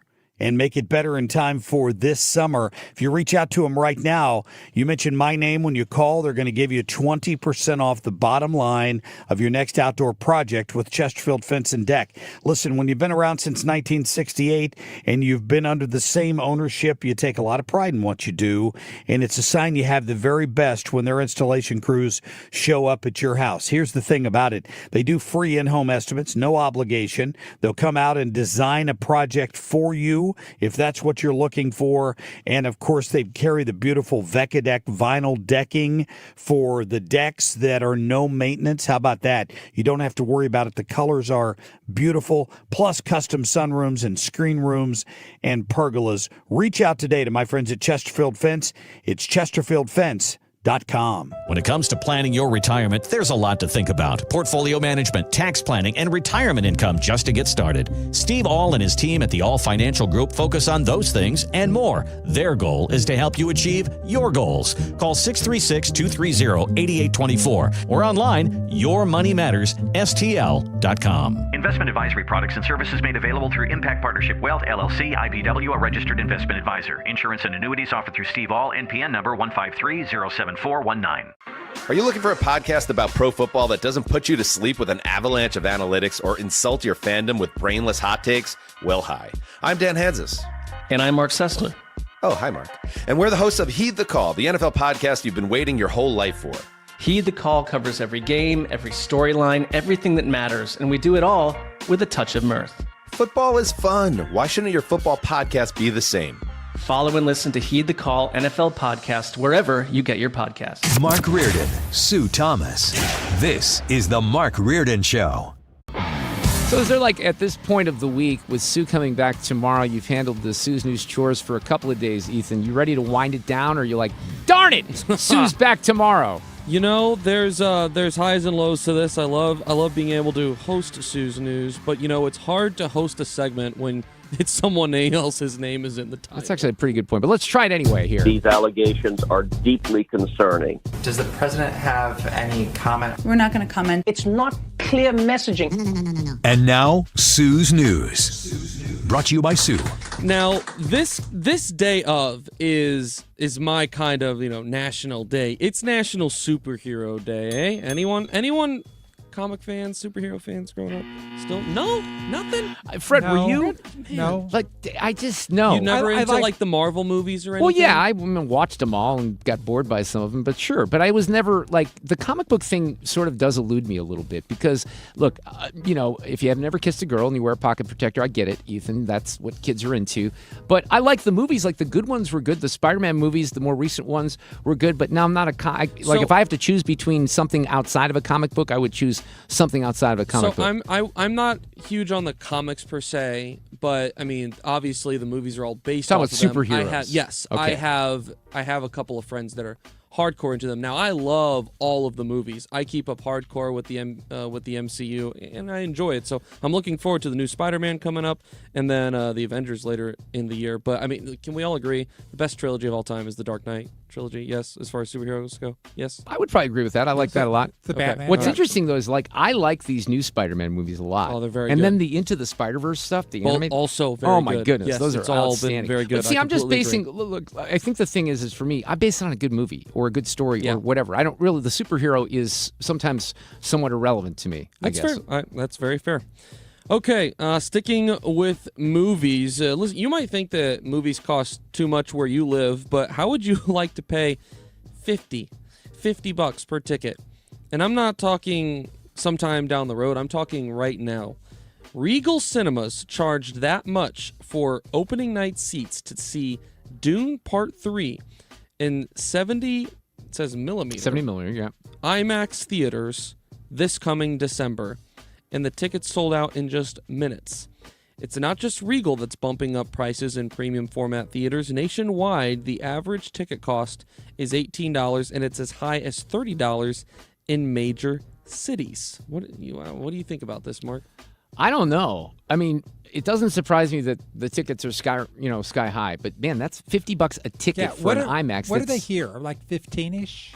It says the average ticket price at regular theaters is $12.75, so maybe that has an effect. Here's what I know, We're talking Fred. about specifically nice theaters. A couple of times I went to movies with Alexa this spring, and it was approximately, for the two of us, and I marked her down as a child, $36 so it was about $18 with fees and everything. Right. That seems crazy to me. It's in the same way that people talk about going to the ballpark isn't an affordable event anymore. Neither is going to the theaters, sadly. Say that's someone who, for like the majority of my life, I'd never paid for movies. And I really don't. Like, if I wanted to push the point now, I wouldn't have to pay. Well, no, I mean, I was going to screenings 2-3 times a week, and I had a card. I literally had a card to go into Warenberg or to Marcus Theaters to see any movie that I wanted to. So they spoil the critics sometime. I would be kind of upset that I don't have those privileges if any movies that were released were any good, but most of them aren't any good anymore. Well, that's a shame. Outside of Project Hail Mary, I did like that quite a bit. I still need to go see you that gotta see movie. that. Were you guys ever into bar trivia nights? Did you guys ever do that growing up or in college? No. Fred? No, I didn't really do that either. I have friends that actually do it now, but it was never personally my thing. Well, a lot of people obviously were fans of them growing up, but apparently there is a new hot new bar trend. The Washington Post says the hippest new event popping up on the nightlife scene: nude drawing nights. You heard it right. Nude drawing nights. One event in Washington, D.C. is called Kink and Draw. Another, Naked Friends. But it's understandable if you've never heard of anything like it, since the bar figure drawing scene is fairly new. It's not a class or anything, and it's not pretentious. People just shell out a few bucks to draw live naked models at a bar while sipping on a drink. That's it. No commitment or experience necessary. This sort of reminds me of a situation that I had when I was like 17 years old, because I knew that I was going to Spain when I was 17, about to turn 18 years old. And I knew that we were going to the southern coast of Spain, the Costa del Sol. And I knew that that was potentially a nude beach. And I knew maybe I'd see some boobs, right? And I did, but they weren't the ones that I thought I'd see. They were a little saggy and baggy, and they were mostly 60 to 80-year-old women. And this sounds like that you'd think, you know what? This might be pretty interesting. But then you get in there and you see the models, Ethan, and I don't know if it's going to give you an appetite or even the desire for a drink. Maybe a few shots. Well, I think we've said all that we need to say about that, and I think that we got it out of the way on a day before where Sue's Sue here. is Right, back. I know. So it just kind of felt necessary to. There was to one squeeze in topic, and I today. don't even think I've gotten into it, that I said I told Fred, I got to do this when Sue's not here. Yep. There's sometimes Save I it do for that. tomorrow. Right. Okay, how about this? The time right now in St. Louis is 4:25, but new research says that food cravings peak at 3:42 p.m. Now, I guess my question would be, what if you don't eat anything at 3:42? Because I didn't, and I'm still pretty darn hungry, and I'm ready for dinner. The survey looked at 5,000 Americans and found that the average person deals with 2 cravings a day, and when they hit fast. 57 of people won't hold out longer than an hour. 21% given within the first 15 minutes. So if 3:42 rolls around and you want some French fries or something, no, you know why. Mark, do you notice with your dogs, are they like timed to know when it's time to eat? I don't think so. But I mean, we only feed them once a day. We feed them in the evening. So maybe, but I mean, Max, the puppy, he just wants food all the time. If he sees food, he's going to pretty much eat the food. Once a day. Yeah, you not do that? That's you do how twice a we day? always fed our dog once a day. But little dogs, so maybe that has something to do with it. Yeah, we feed them both once a day. I mean, little treats in the morning, like healthy treats, and then food at night, kibble, and then we mix in chicken and rice. Like I boil chicken, put it in there. A California woman who registered her dog to vote has pleaded guilty. Laura Lee Urix of Costa Mesa cast mail-in ballots in her boxer Maya's name in the state gubernatorial recall election in 2021 and the 2022 primary. Urix bragged about her dog's vote on social media, showing Maya wearing an I voted sticker as she posed with her illegal ballot. The Orange County supervisor says that the fact that a dog can register and voted twice tells you that the system is not working and it's broken. Yeah, I think the crowd kind of got it right there, as you heard. I mean, certainly she may have technically broken the law, right? But what was she doing? Was she trying to highlight the fact that a dog could potentially vote? She should be held out as a hero, perhaps. Faces charges of up to 6 years in prison. Well, she's going to get probation. I promise you that. Happy birthday, a very happy birthday to Jessica Alba, turning 45 today. Happy birthday, Jessica. We appreciate you. Penelope Cruz is 52 years old. John Daly, 60. Jay Leno is 76. It also would have been Saddam Hussein's birthday today. Thanks for throwing that one in there. Really?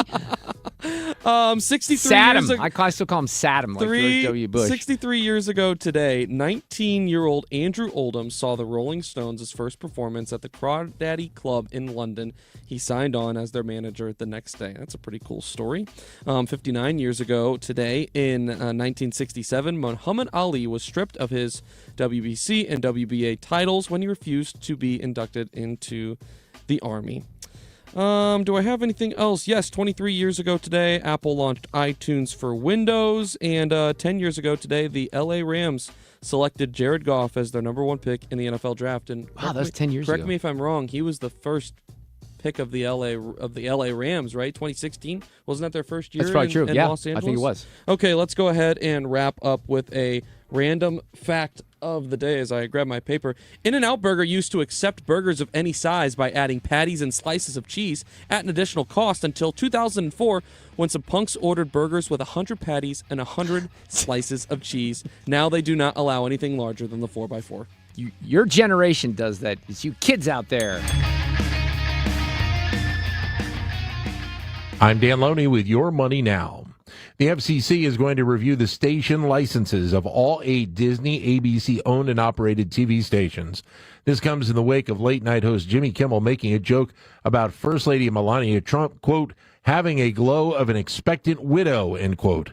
The joke was part of a skit days before an attempt on the president at the White House Correspondents' Dinner last weekend. The United Arab Emirates has decided to leave OPEC on May 1st. The decision came after it was the target of missile and drone attacks by fellow OPEC member Iran. It also has dealt with the constraints of having the Strait of Hormuz shut down by Iran, which is impacting the UAE economy. Wall Street indexes lower today. The Dow Industrial Average down 25 points at 49,142. NASDAQ lost 223 points. S&P 500 was down 35. West Texas crude up 3% at $99.93. And that's your money now. Finding great candidates to hire can be like, well, trying to find a needle in a haystack. Sure, you can post your job to some job board, but then all you can do is hope the right person comes along. Which is why you should try ZipRecruiter for free at ZipRecruiter.com/free. ZipRecruiter doesn't depend on candidates finding you. It finds them for you. Its powerful technology identifies people with the right experience and actively invites them to apply to your job. You get qualified candidates fast. So while other companies might deliver a lot of hay, ZipRecruiter finds you what you're looking for.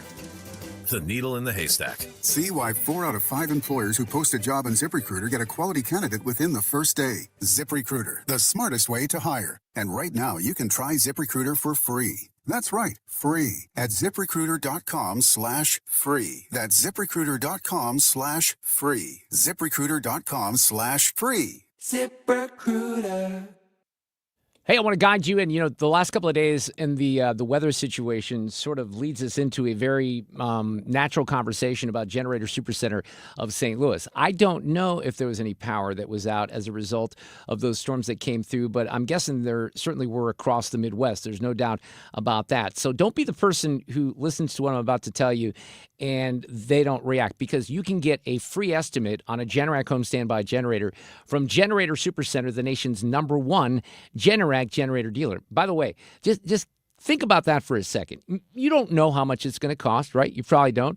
They have payment plans available with financing, but find out what the Generator Supercenter team can do for you, because competitors aren't going to maintain that generator. Sometimes they cheap out with the wiring and they're not code compliant. They only use copper wire. A lot of the competitors use aluminum and they cheap out, and then they get called for repairs. So generators is all they do. They don't sell portables. These are the highest quality generators, and whether it's an ice storm, tornado, or the power grid failing, you're going to have your power back on in your home. It's going to kick in right away with propane or natural gas. So a free estimate on a Generac home standby generator is just a phone call away at 314-499-2020 or the website generatorsupercenterofstlouis.com. Warm weather means more storms, and you never know when the high winds or the hail might damage your roof. Mark Cox here from my friends at Correll Roofing Company. If you haven't had your roof inspected in the last 5 years, you need to call Curtis Correll and get that inspection to check for leaks and for damage. We've already had small hailstorms this spring, and we're not quite a year out from the big hailstorm last May. Your window may be closing to file an insurance claim connected to that. Now, here's what Curtis tells me. They are getting roofs approved for insurance claims from that 2024 storm with no problem. They're so good at what they do. The insurance companies respect and respond to them. Consider this part of your spring maintenance for your home, and call Curtis today and get him out there. He did my new roof, and it looks fantastic. You're going to love working with him. They specialize in all the luxury roof shingle lines. Call 314-222-9529 or go online today to CorrellRoofingCo.com. It's time for a $98 AC tune-up. 4:33, and this portion of the show is sponsored by Jerry Kelly Heating, Air Conditioning, Electrical, and Plumbing. From Troy, Missouri to Troy, Illinois. 97.1 FM Talk, St. Louis Conservative. It's been quite the day in Washington.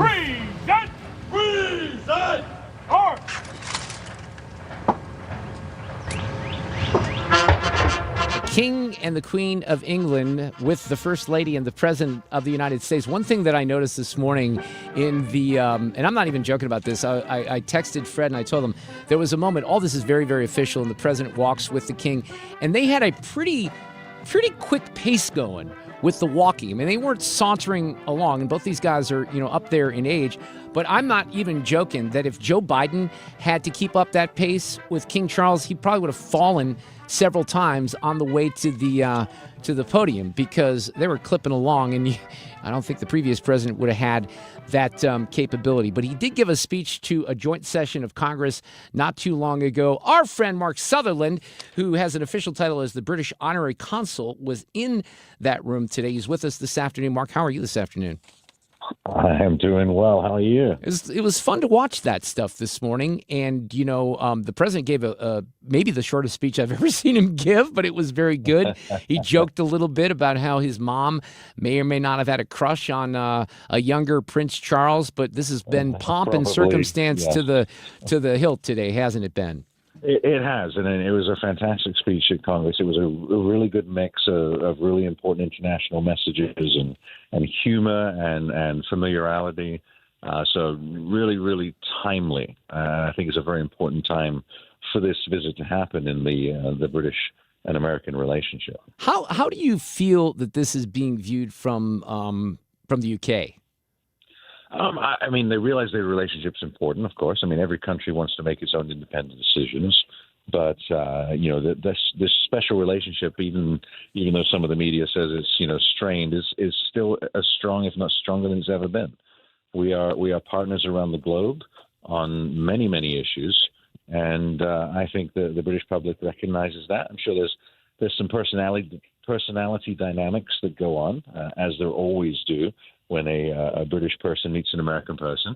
But I think it's very positive, and it's an important moment for the world right now. What was his overriding message? And by the way, we did play some of the audio where he was joking around, and I have some of that for later as well. But was there an overriding message to Congress or to the American people from that event this afternoon?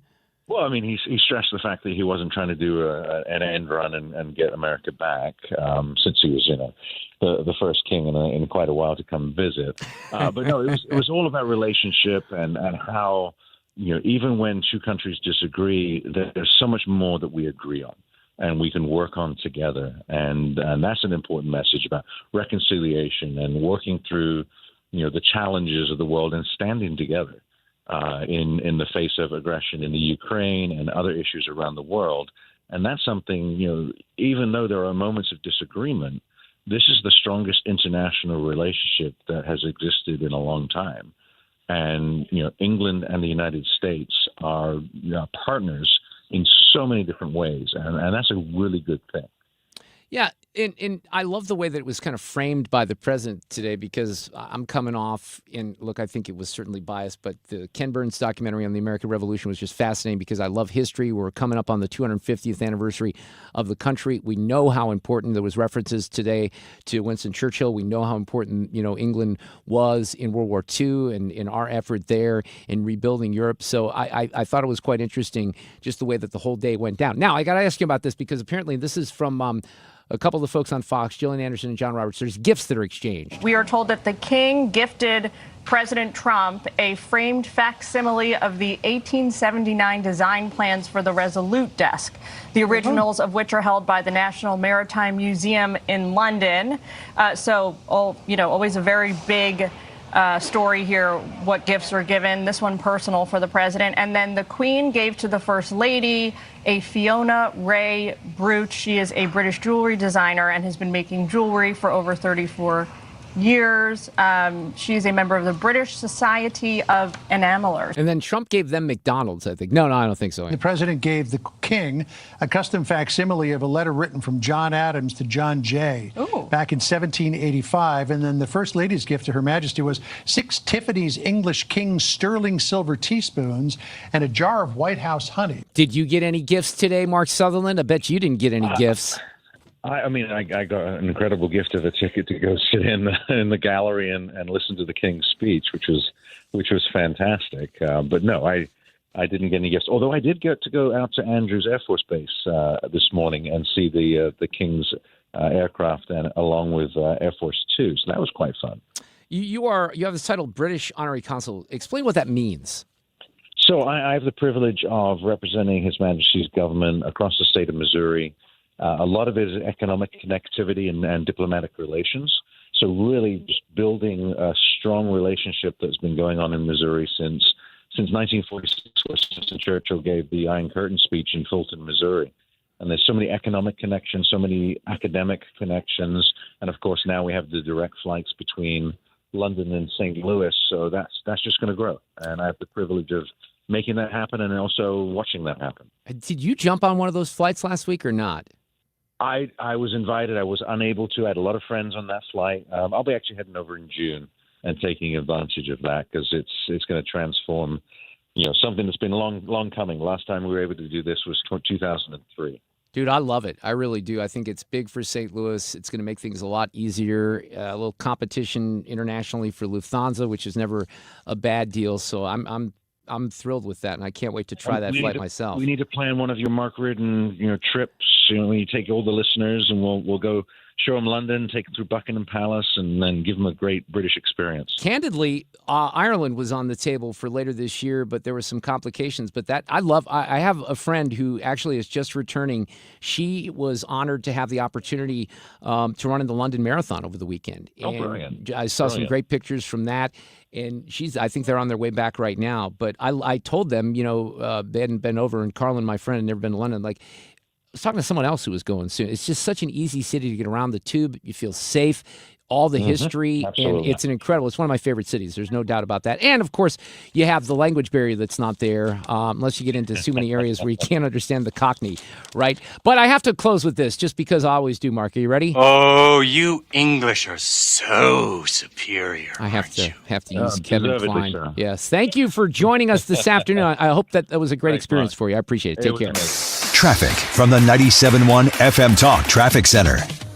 All right, things are slow if you're on 270 on the southbound side from Page down to just about 55. The northbound side, Manchester up to 64. 170 southbound.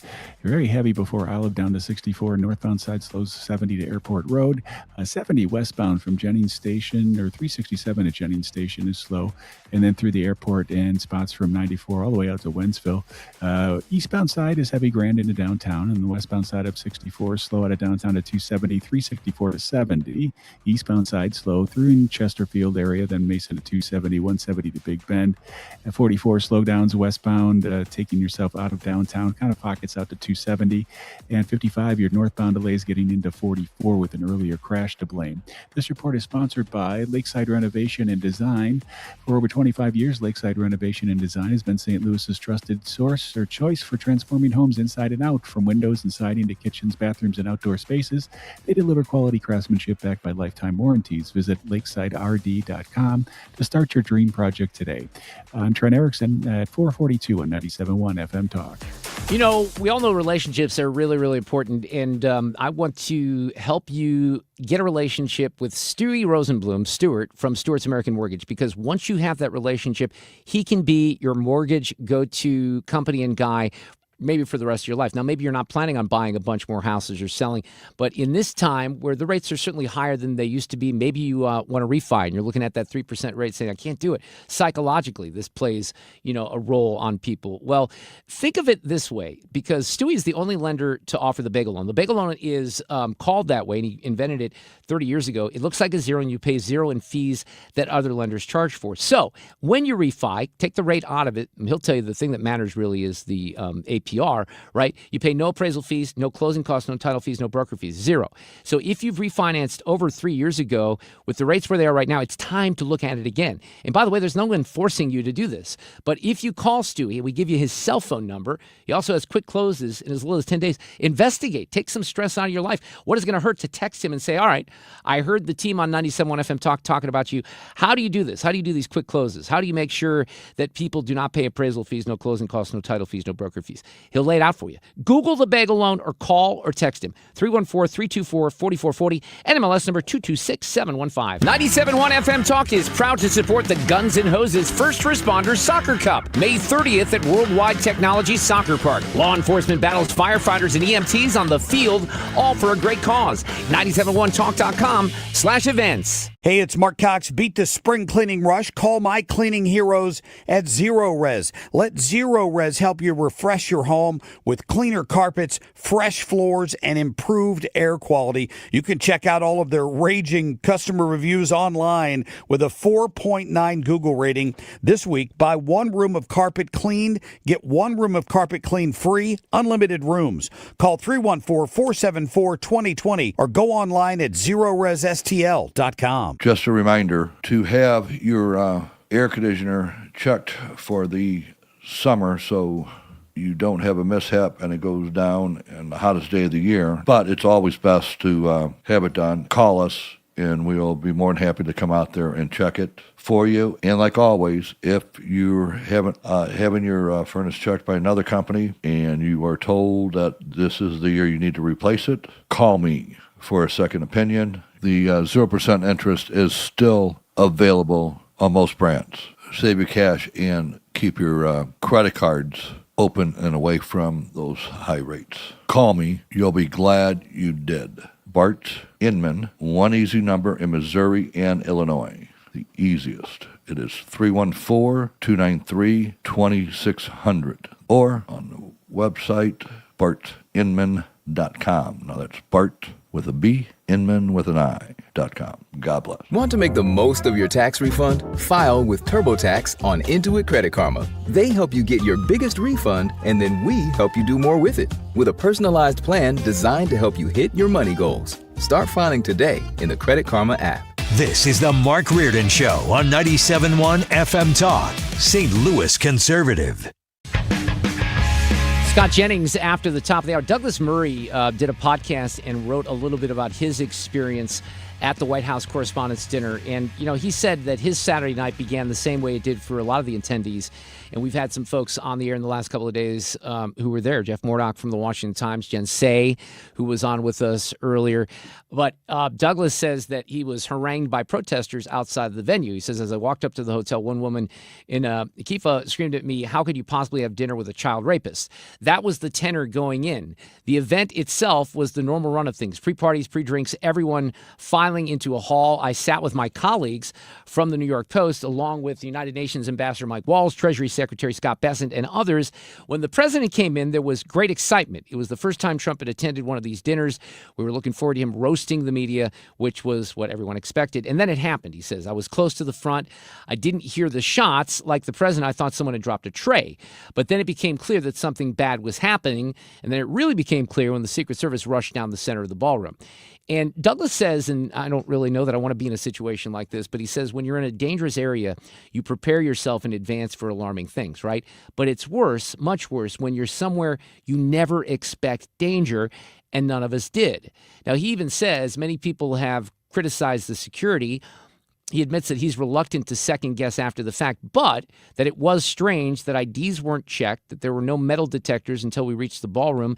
And as several people have noted, if this had been a more organized cell, like maybe something from Iran, they could have done a lot more damage. One of the things that I read earlier, Ari Fleischer made it very clear in a post that he wrote, is that, look, the Secret Service is responsible for the people that they protect. And the event has to be responsible, the people putting together the event for all this other stuff, and that certainly didn't happen. And he made an observation that certainly was kind of resonated with me. He said, the strange thing about terrorism is that invariably it infringes on the freedom of ordinary people to live normal lives. Think about it. We take out all our liquids at airports because of one plot in 2006. We took off our shoes for years because, we still do, we're getting away from that a little bit, because Richard Reed tried to detonate bombs in his shoes in 2001. Since the assassination attempt in Butler and Charlie Kirk's murder, nobody is doing outside events anymore, barely. Inside events will now be even more tightly controlled, particularly when the president or members of the administration are present. So granted, still some, security questions that need to be answered about what happened on Saturday night. Greg Gutfeld ripped off a bunch of things yesterday that were interesting to me, and he's usually on the air doing the 5 when I'm on, but I caught some of this audio. Well, they're running away from this story because they know they got their fingerprints all over it. I disagree with Harold with all due respect. A call for unity is not for us. We don't need it. He called for it, though. No, I'm just saying that it's not for me to hear. It's for your side.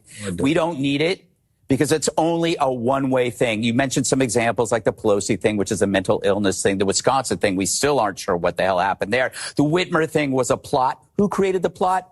That would take an entire special to go under. I disagree with Jesse. This guy did hear voices. They were Tim Waltz's, they were Ted Lieu's, they were Brandon Johnson's, they were CNN's, they were The View, they were MS Now. Yeah, I think that Greg's right. And by the way, he was referencing Harold Ford, who's one of the token, Democrats, if you will, moderate Democrat on the panel. I think this is a helpful assassination attempt because it is the first one to show that you can be radicalized by liberal smugness. If you read his posts and if you read his manifesto, it sounds like every smarmy, sanctimonious, self-satisfied pronouncement from an asshole like Brandon Johnson, like Waltz, like Lieu, the people who think they know better than you.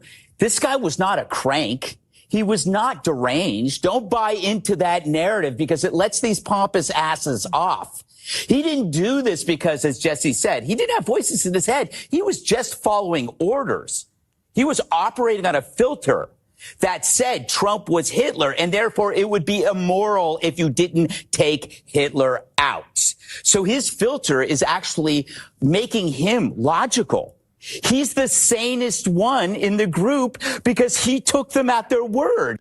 Yeah, so going back to Douglas Murray. Douglas Murray, when he talked about this, he said, look, what matters is the why of it all, as was made clear in the shooter's manifesto, published by the New York Post. His justification was, I'm no longer willing to permit a pedophile, rapist, and traitor to coat my hands with his crimes. That was almost exactly what people were screaming outside of the venue. And even after the shooting, they were still screaming that at people as they were exiting. Douglas Murray says, look, free speech is often ugly and curtailing it is uglier, but it struck me how aligned the manifesto is with certain fringes on both the right and the left. And the fact that the people screamed at journalists about baby killers and child rapists for the crime of attending a dinner with a president who is neither of those things shows how normalized this ugly discourse has become. And, he even says this, and this is kind of interesting when you think about it. Within 24 hours, the president was actually on television, on national television, reading parts of the manifesto. A few years ago, after a bunch of the school shootings, Nashville in particular, there were media hygiene directives about not naming shooters or publicizing their manifestos because people had realized there was a significant, element at play there where people want to get notoriety.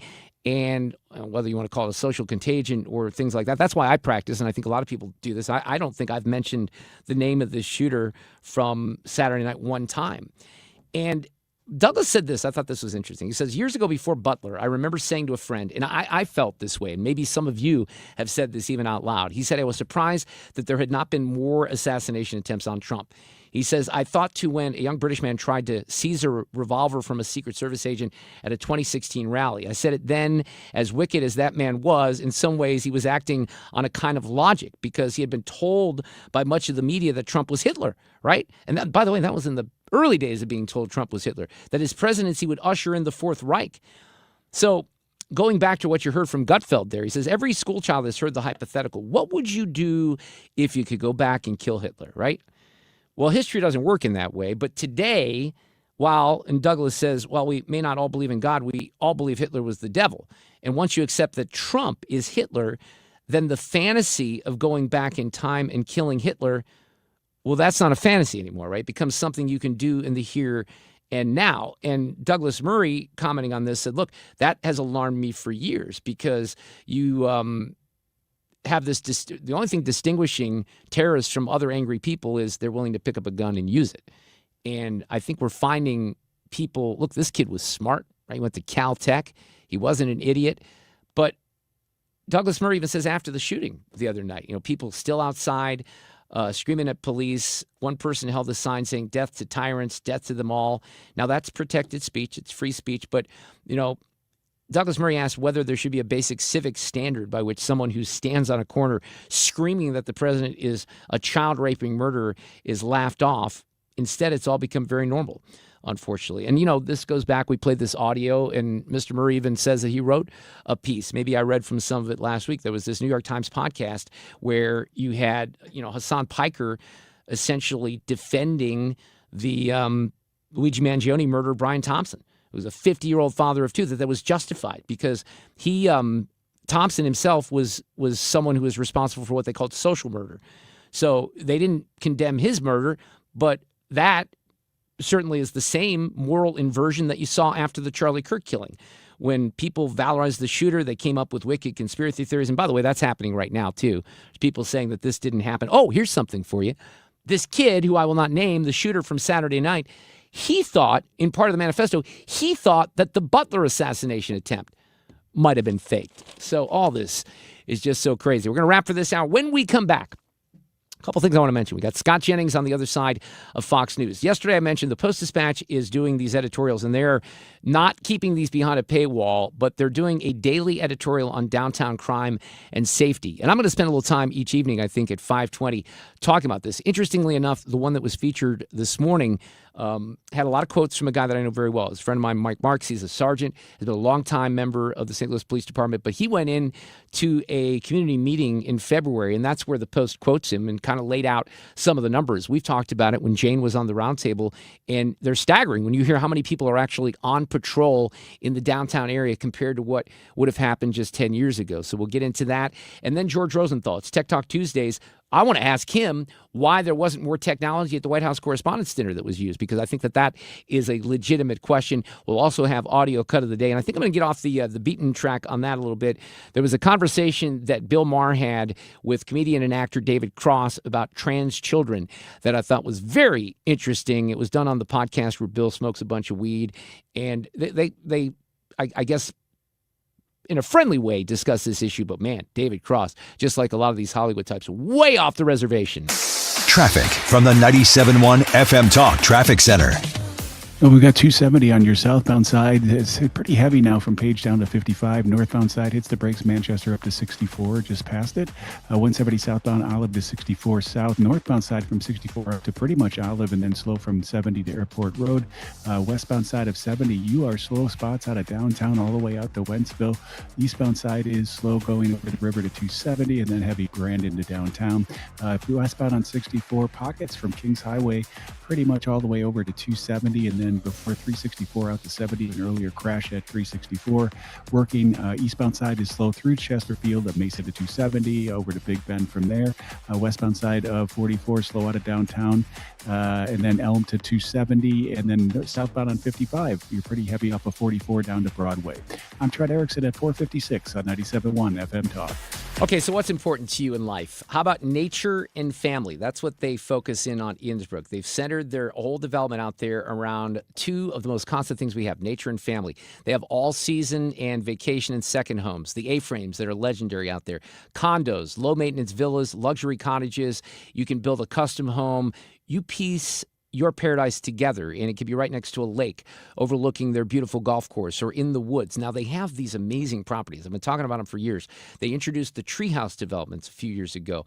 They're beautiful, but then they took it a step further. The Sonnenhaus development kind of combined the exterior of the treehouse. And by the way, the treehouse is like elevated, suspended, beautiful views. It's incredible. You can live in those full time. In the Sonnenhaus, they just kind of combined the cozy elements of a cottage into one convenient, comfortable residence. They still have the chalets, and as I mentioned, you can build a home. You can do a custom home out there. They have people on the property ready to help you. It's beautiful out there. And, really it's about nature and hiking and swimming.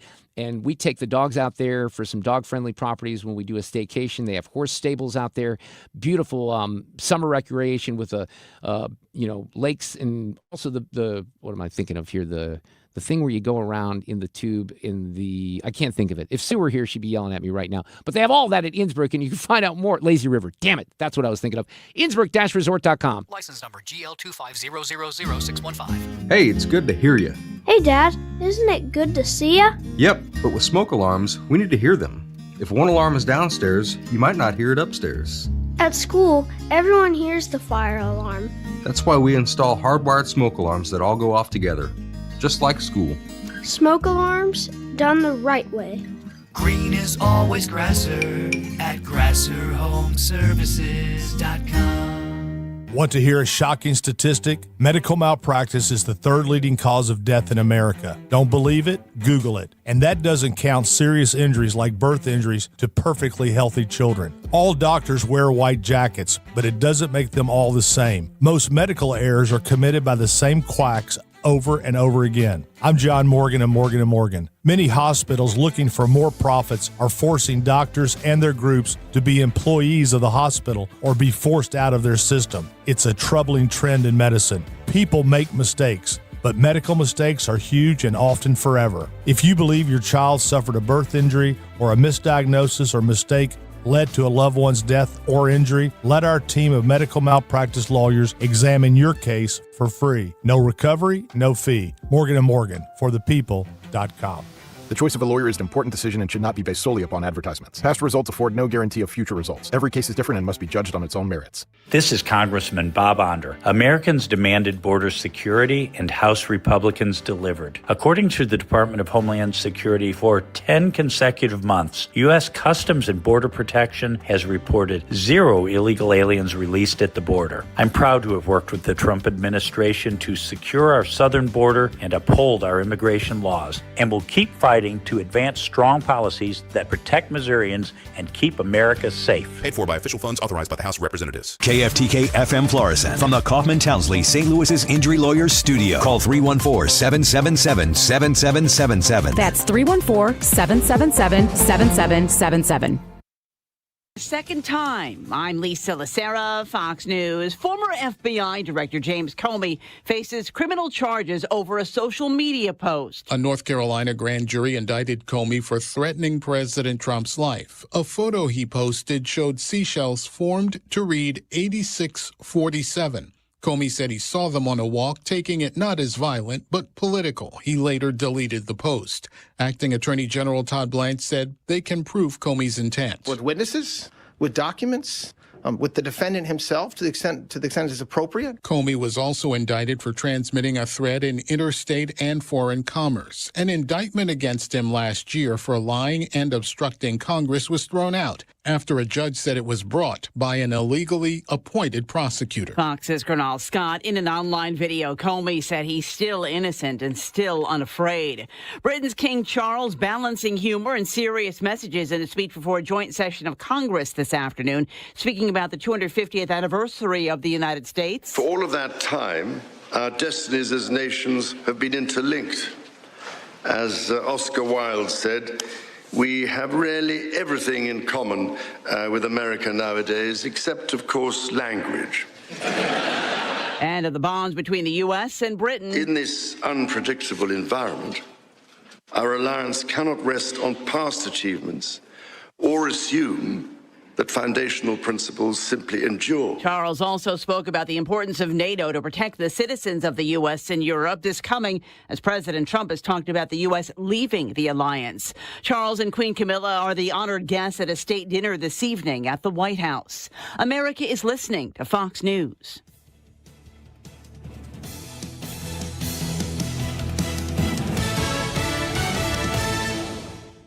This is a special alert to all Americans who own a vehicle with less than 200,000 miles with an auto warranty about to expire or with no warranty coverage at all. Due to a decline in the economy, CarShield is announcing a low-cost month-to-month vehicle protection plan that is now available to the public to save any driver out-of-pocket expenses on future auto repairs. Call now to find out how you can pay almost nothing for covered auto repairs. Yes, you heard that correctly. Pay almost nothing for covered auto repairs. An open phone line has been established for all drivers to call for a free quick quote. Call 800-983-2077 now. Drivers who are covered will not have to pay for covered repairs again. This protection plan is at an all-time low. Additionally, drivers who activate this vehicle protection today will also receive free roadside assistance, free towing, and car rental options at no additional cost. Call us for your free quick quote today. 800-983-2077. That's 800-983-2077. What do you have to lose? Call 800-983-2077. Again, 800-983-2077. Air Comfort Service, heating, cooling, and insulation,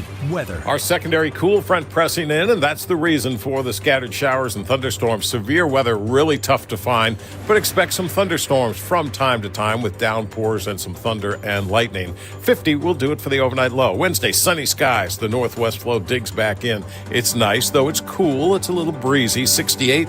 Wednesday night, clear. Let's call it chilly. 44. And Thursday, sunny and 68. This is 97.1 FM Talk. Chief Meteorologist Dave Murray. This hour of the Mark Reardon Show is sponsored by Gamma Tree Experts. Your trees deserve the best care. Call Gamma Tree Experts.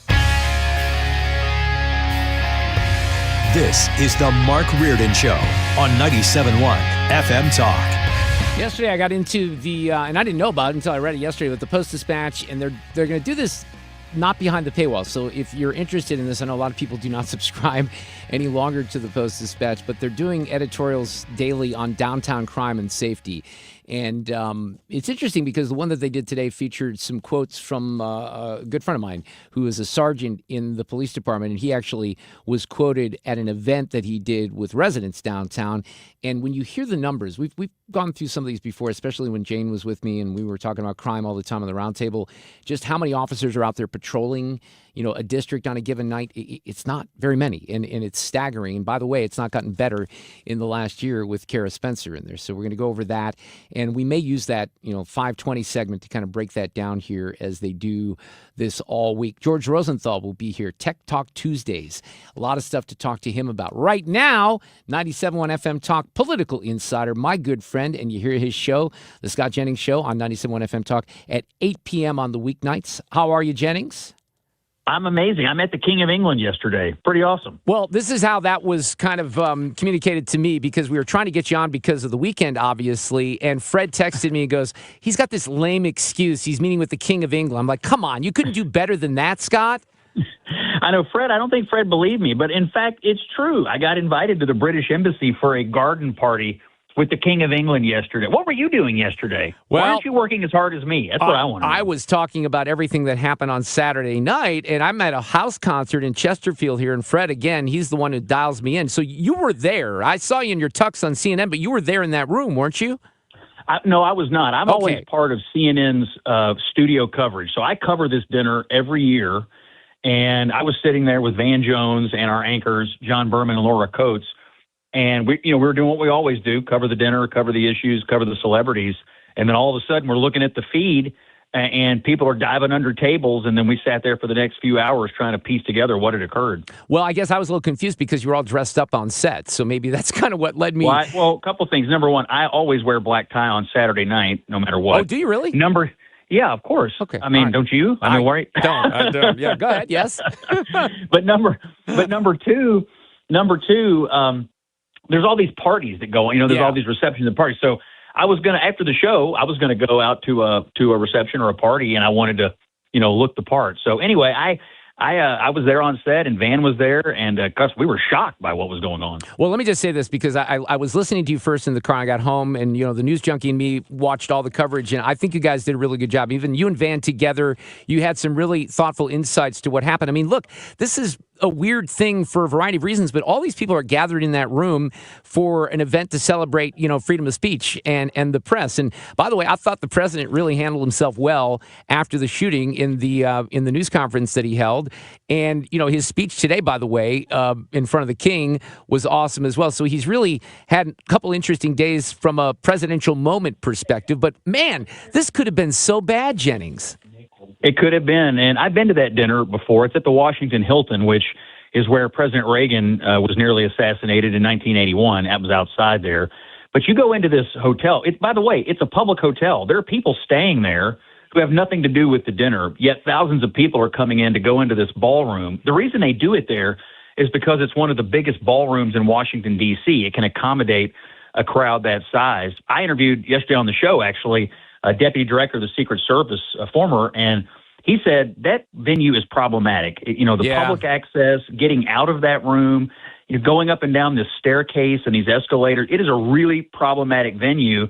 And as we learned, the shooter was staying in the hotel. used a stairwell, and that's how he got so close and then rushed through the security checkpoint. So now here we are again in this argument about, dangerous, violent rhetoric and who's to blame for this. I mean, clearly the other side has been calling this guy and us Nazis and bigots and, authoritarians and all this stuff. Obviously, the president uses language sometimes as well, but this is the third assassination attempt. And I saw someone, I don't know if it was Clay Travis or someone else said this morning that, this is 2.5 years left in this administration. Hard for me to believe this is the last time someone's going to try, right? Oh, my gosh. I'll be shocked if there aren't more attempts. And that's sad, actually, and scary. I said on CNN after the shooting, I wake up every day with a knot in my stomach about what's going to happen next, because you've had 3 attempts on Trump. Charlie Kirk, obviously, was murdered. My gosh, there was a plot foiled the other day in Washington. They were trying to assassinate the head of the Office of Management and Budget, a guy named Russ Vought. He's not really a well-known figure. But you look up and down the line here, go back to Steve Scalise, the congressional baseball shooting. You've had crazed leftists trying to kill prominent Republicans. And if you look at this guy's writing, the guy from Saturday night, his manifesto, the things he'd written, it's indistinguishable from the talking points that you hear from Democratic pundits on cable, Democratic politicians. It's indistinguishable. He was programmed by them and decided it was up to him to do something about it. And that thing was to become violent. There's a left-wing violence problem in America. I think we have to acknowledge it. Yeah, I think we should acknowledge it because I don't think there's any doubt about that. The other thing that's going on, and Becky said this as soon as we were watching this coverage on Saturday night, she goes, yeah, they're going to say it's staged. And I'm sure like instantaneously, that was one of the conspiracy theorists out there, theories that, this was all fake, because some people still think Butler was faked, right? So I talk about this on the show in my opening monologue, which will air on the station tonight. 8 so p.m. about half of Democrats, according to a poll out today, about half think the Butler, Pennsylvania assassination attempt was staged by Trump to help his campaign. That's number one. Number two, you're already hearing prominent Democrat voices like Joy Reid and others come out today and say, oh, it looks like it was staged. We know Russia stages things like this. That was her comment. So about half of them believe in the hoax, and about the other half say they're sorry the shooter didn't get farther. I mean, that is the deep pathology that has infected a Democratic Party right now. What do you make of the Jimmy Kimmel situation? Look, I don't know that he was saying last Thursday he was doing this mock, dinner, and he's making his jokes, and he talks about the glow of an expectant widow.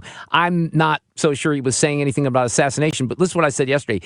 His wife's family, Molly McNerney's from right here in St. Louis, and what would they feel if someone said that about, her? And, the thing about his apology last night is there was no remorse and understanding about how bad this event could have turned on Saturday night, whether it was with, the president, Melania, or anyone else could have gotten killed, even friends probably of Jimmy Kimmel who were in that room. So no remorse, no, afterthought at all about that. He doubles down on it last night, Scott. And just calling something a joke doesn't make it a joke. Like, what is the joke in the phrase "the glow of an expectant widow"? Like, I don't understand what the joke is. No, it's so not funny. To me, there is no. Yeah. I mean, if I came and dropped an anvil on your head and said, "Oh, don't worry, Mark, it was a joke anvil," I mean, it doesn't make it funny. It still hurts, and it doesn't make it a joke. But that's what they try to do to launder this violent rhetoric. He does it every night, and you have a significant number of people on the left who openly have decided, subtlety, the problem with it is not everybody gets it. We're just going to openly wishcast what we want to see. And I think Jimmy Kimmel is one of the most hateful, broken-brained liberals in America. He fantasizes about the day that Donald Trump is not alive, and they call it jokes. It's not jokes. And obviously, we saw Saturday people take them up on it and try to take matters into their own hands. I don't think they have any remorse or guilt at all. No, and look, we've already seen Libs of TikTok really does a good job. There's people who are either, healthcare workers or teachers. They go on social media and they are, jubilant about this and actually saying, oh, man, another shooter that missed their target, and they're ending up with no jobs today as well. Yep. Let me take you back to your visit with the King. So what was that like yesterday? What happened? Was it basically just a greeting line, or did you have any time with him? Did you talk baseball with the King? What happened? Well, we got invited to the embassy, and the British Embassy in Washington is one of the most beautiful places for an event in D.C. They have an amazing garden in the back, and so we were all, and there were a few hundred people there of Washington types, and we were all back there. And he came out of the back door. We all sang the two national anthems for both countries, for the UK and the US, and then he just kind of came out into the crowd and shook hands and exchanged pleasantries, and I shook his hand and That's said, awesome. welcome, Your Majesty, and he said, it's a pleasure, And so I didn't have like a long sit down with him, but it was kind of cool, honestly. The King of England is here. His wife, Camilla, was there as well, and she mingled around. And you had everybody there from media types to U.S. senators to members of the administration. Speaker of the House was there. I spoke to Mike Johnson for a bit. So really, it was kind of a who's who of Washington invited to see the king. And then today, of course, he's gone over to the White House and he's speaking to Congress this afternoon. So it really is a reminder that we do have a special relationship with these people. Their domestic politics in England right now is a mess. Yes, it is. But I hope that when he saw us, what he was reminded of is, oh, yeah, we're the people together that are supposed to be upholding Western civilization. I hope that's what he goes home with. Boy, I would love to hear the discussions when they're private about Keir Starmer and hear what the king would have to say about that. By the way, I mentioned baseball, so we got to at least mention last night. That was a big win for the Cardinals. Big come-from-behind win. Not the greatest end to the homestand. We needed that one last night, didn't we? We needed that one, and I'm still excited about the team and hopeful. I mean, look, some of the underlying metrics are a little rickety, but it's still a fun team to watch. I'm very proud of them. I think I'm going to catch 2, maybe 3 games in Cincinnati at the end of May. But I'm actually excited to go to the ballpark and watch this team, and that's important for the fan base. But, man, we needed it last night, and that was a gritty win to gut out there. All right, Jennings, we'll talk soon. Glad you're safe, and I appreciate everything. Thanks, Mark. And you'll hear his show tonight on 97.1 FM Talk at 8 p.m. Because I already have something kind of set aside for audio cut of the day, but Fred gave me this, and I did play it once at the beginning of the 4 o'clock hour. The king was very charming, if you will. He had some jokes that he told during his speech to Congress. 250 years ago, or as we say in the United Kingdom, just the other day,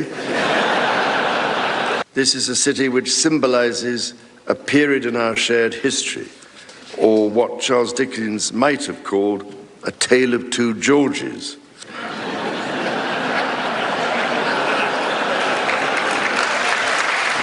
When I address my own parliament at Westminster, we still follow an age-old tradition and take a member of parliament hostage,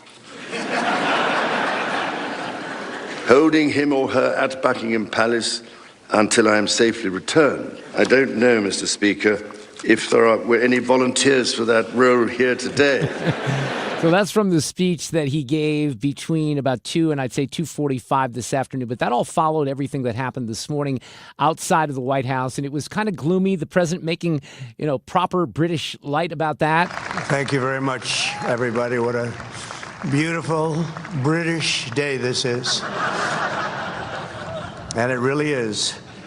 Your Majesties, members of the British delegation, friends, service members, and distinguished guests, welcome to the beautiful White House. The speech today was interesting for me because I've talked about Trump being teleprompter Trump and, off the prompter Trump. Today, it didn't seem like he was relying on the teleprompter, but he didn't do any weaving or anything like that. He kept his speech. Look, it might have been one of the shorter Trump speeches I've ever seen. It was only like 15 minutes or so. Here in the shadows of monuments to George Washington, Thomas Jefferson, honoring the British King might seem an ironic beginning to our celebration of 250 years of American independence.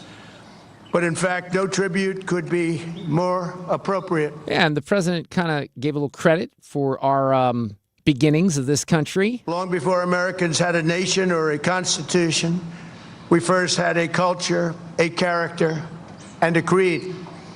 Before we ever proclaimed our independence, Americans carried within us moral courage, and it came from a small but mighty kingdom from across the sea.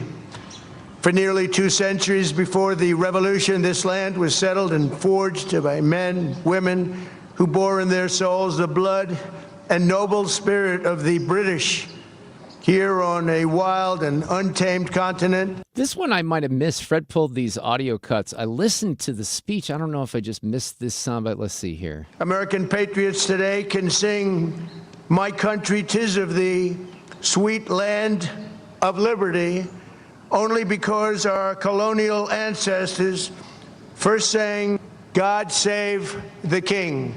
Okay, no, I do remember him saying that. I just was confused on the labeling. So that's President Trump from that event that took place earlier today. Then they had some, Melania and the Queen had some moments in a garden.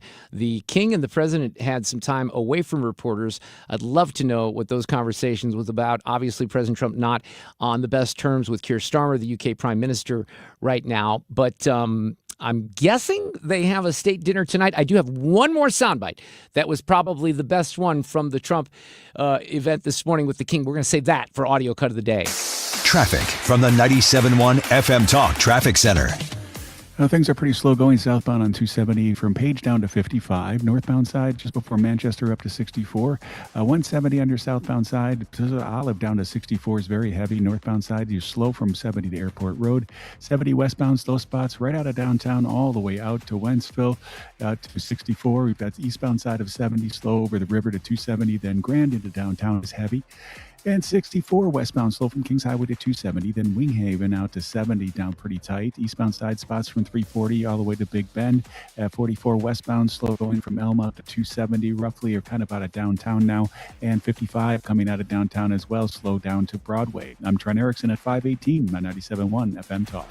Thank you, Trent. Sue will be back tomorrow. I'm taking off here after the show to the Doubletree out in Chesterfield off of Swingley Road because we're going to meet with hopefully a bunch of you with Thomas Helbig and the team from the Retirement Advisor Group. This is, if I'm doing my math right, and by the way, I don't do my math right very often, this is the second in a series of 5 seminars that we do. And the question that we're going to focus on tonight is, how much income will you have in retirement? When can you afford to retire? That's what this is all about. If you want your free personalized retirement income plan, the first step is being at the event tonight. Now, I'm pretty sure we have the reservations filled. They are free events. So if you're on the RSVP list, we'll see you in a short time. Mark and Annie and I will all be out there. If you miss this event, you have 2 options. You can wait for the next one. I wouldn't do that. I would advise to go right into the office. They'll meet with you, sit down. They'll come up with a plan, a strategy that gives you market growth while avoiding the market losses. The secret is safely linking to the market. Thomas and the team have been doing this for decade upon decade. They take great care of their clients. I've spoken with a lot of their clients, and one of the things that was consistent is they love the way Thomas kind of conducts himself. They don't tell you what to do with your money. They're giving you sound advice, and they wish they would have met him sooner. Thomas Helbig and the team from the Retirement Advisor Group. We might see you here in about 45 minutes or an hour, or make an appointment yourself. Go into the office straight in, retirementkey.com. Rhino Shield is engineered to outlast paint by a lot, backed with our 25-year transferable warranty. Paint a house, shield a home. We do brick, block, stucco, asbestos, steel, aluminum, cedar, and more. We are the only coating company selected by Disney, This Old House, and 3 times on HGTV's Curb Appeal, where all 3 episodes concentrate on unpainted brick. If you maintain or own a business with a tired-looking building, you owe it to yourself to look at Rhino Shield and our beautifully durable color schemes. Evaluations are free. We're making buildings pop and be noticed again, from Champaign to the Lake of the Ozarks, exceeding expectations every day with our products, people, and performance. Now is the time to call 877-25-RHINO, 877-25-RHINO, or go to 877-25rhino.com and see how honest and transparent we really are. Tell them, ladies. Don't paint, don't Rhino, go Rhino Shield. Never paint your house again. Rhino Shield. You're listening to The Mark Reardon Show, 97.1 FM Talk, St. Louis Conservative. All right, well, I found out yesterday that the Post-Dispatch was going to do this, and the way that they introduced the topic is they said the Post-Dispatch editorial board this week is publishing a series of editorials exploring how St. Louis can revive its troubled downtown west corridor. That's the more than 2 square mile stretch where I'm sitting in right now, from the Arch Grounds on the east to Jefferson Avenue on the west to Choteau Avenue on the south to just beyond Washington Avenue on the north. We are keeping, they say, all the editorials in the series outside of our paywall so everyone can read them. Now, this is where, I'm just going to be honest with you, this is where I really, really miss my friend Jane Duker, because she would be the first person that I would go to in the aftermath of reading this editorial this morning, because they get some of it right, but they get a lot of it wrong. And some of the stuff we've talked about for a long time on this show. Now, they kind of start today's editorial saying, without Googling, how many homicides would you guess were committed in St. Louis's entire combined downtown west corridor? I just explained the geography. During all of last year, And they say if you guessed any number higher than 2, you're wrong. If that doesn't fit the shooting gallery image that so many area residents stamp on downtown, that's because it's not. The common view of the area as unsafe is often based on outdated statistics, misleading rankings, or the occasional shocking anecdote. Here's another reason, okay? I don't know if they realize this at the St. Louis Post-Dispatch because they never mention it in the editorial. Nobody lives and works there anymore. Okay, especially where I am to the east to the Arch. We got a building that sits there, the AT&T building, that they magically think is going to transform the city. I mentioned yesterday, there's one grocery store. You go into it, the lobby of the Schnucks across from the post office smells like urine. And I can just vouch for that because I was there just a couple of weeks ago.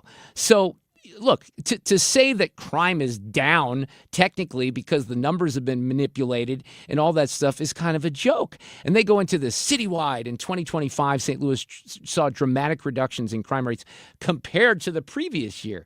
Well, yeah, that's because the previous year things were crazy. Now, my question yesterday was, what is Kara Spencer doing about any of this right now? I mean, she gets this extended honeymoon because of the tornado, which is now almost a year ago.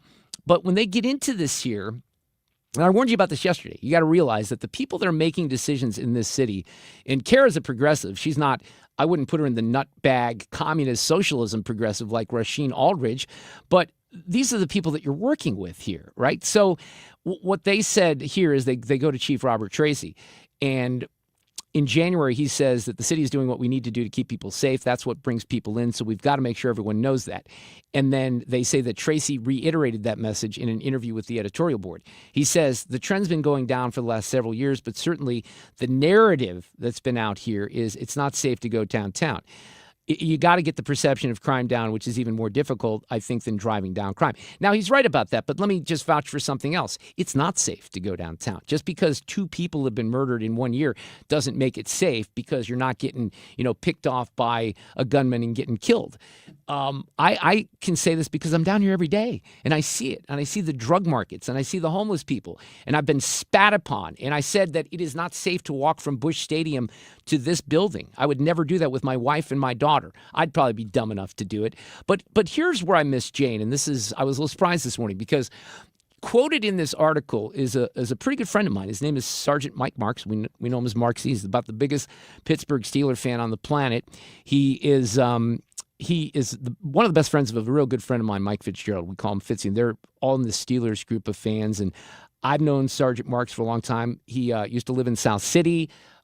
He married someone I know as well, his wife. So he goes into this event on Washington Avenue in February, and they quote from this event because they say, Marks, a fixture downtown for years, which is true. I used to see him riding around on bikes downtown, on the mountain bike patrol, and they refer to this here in a second.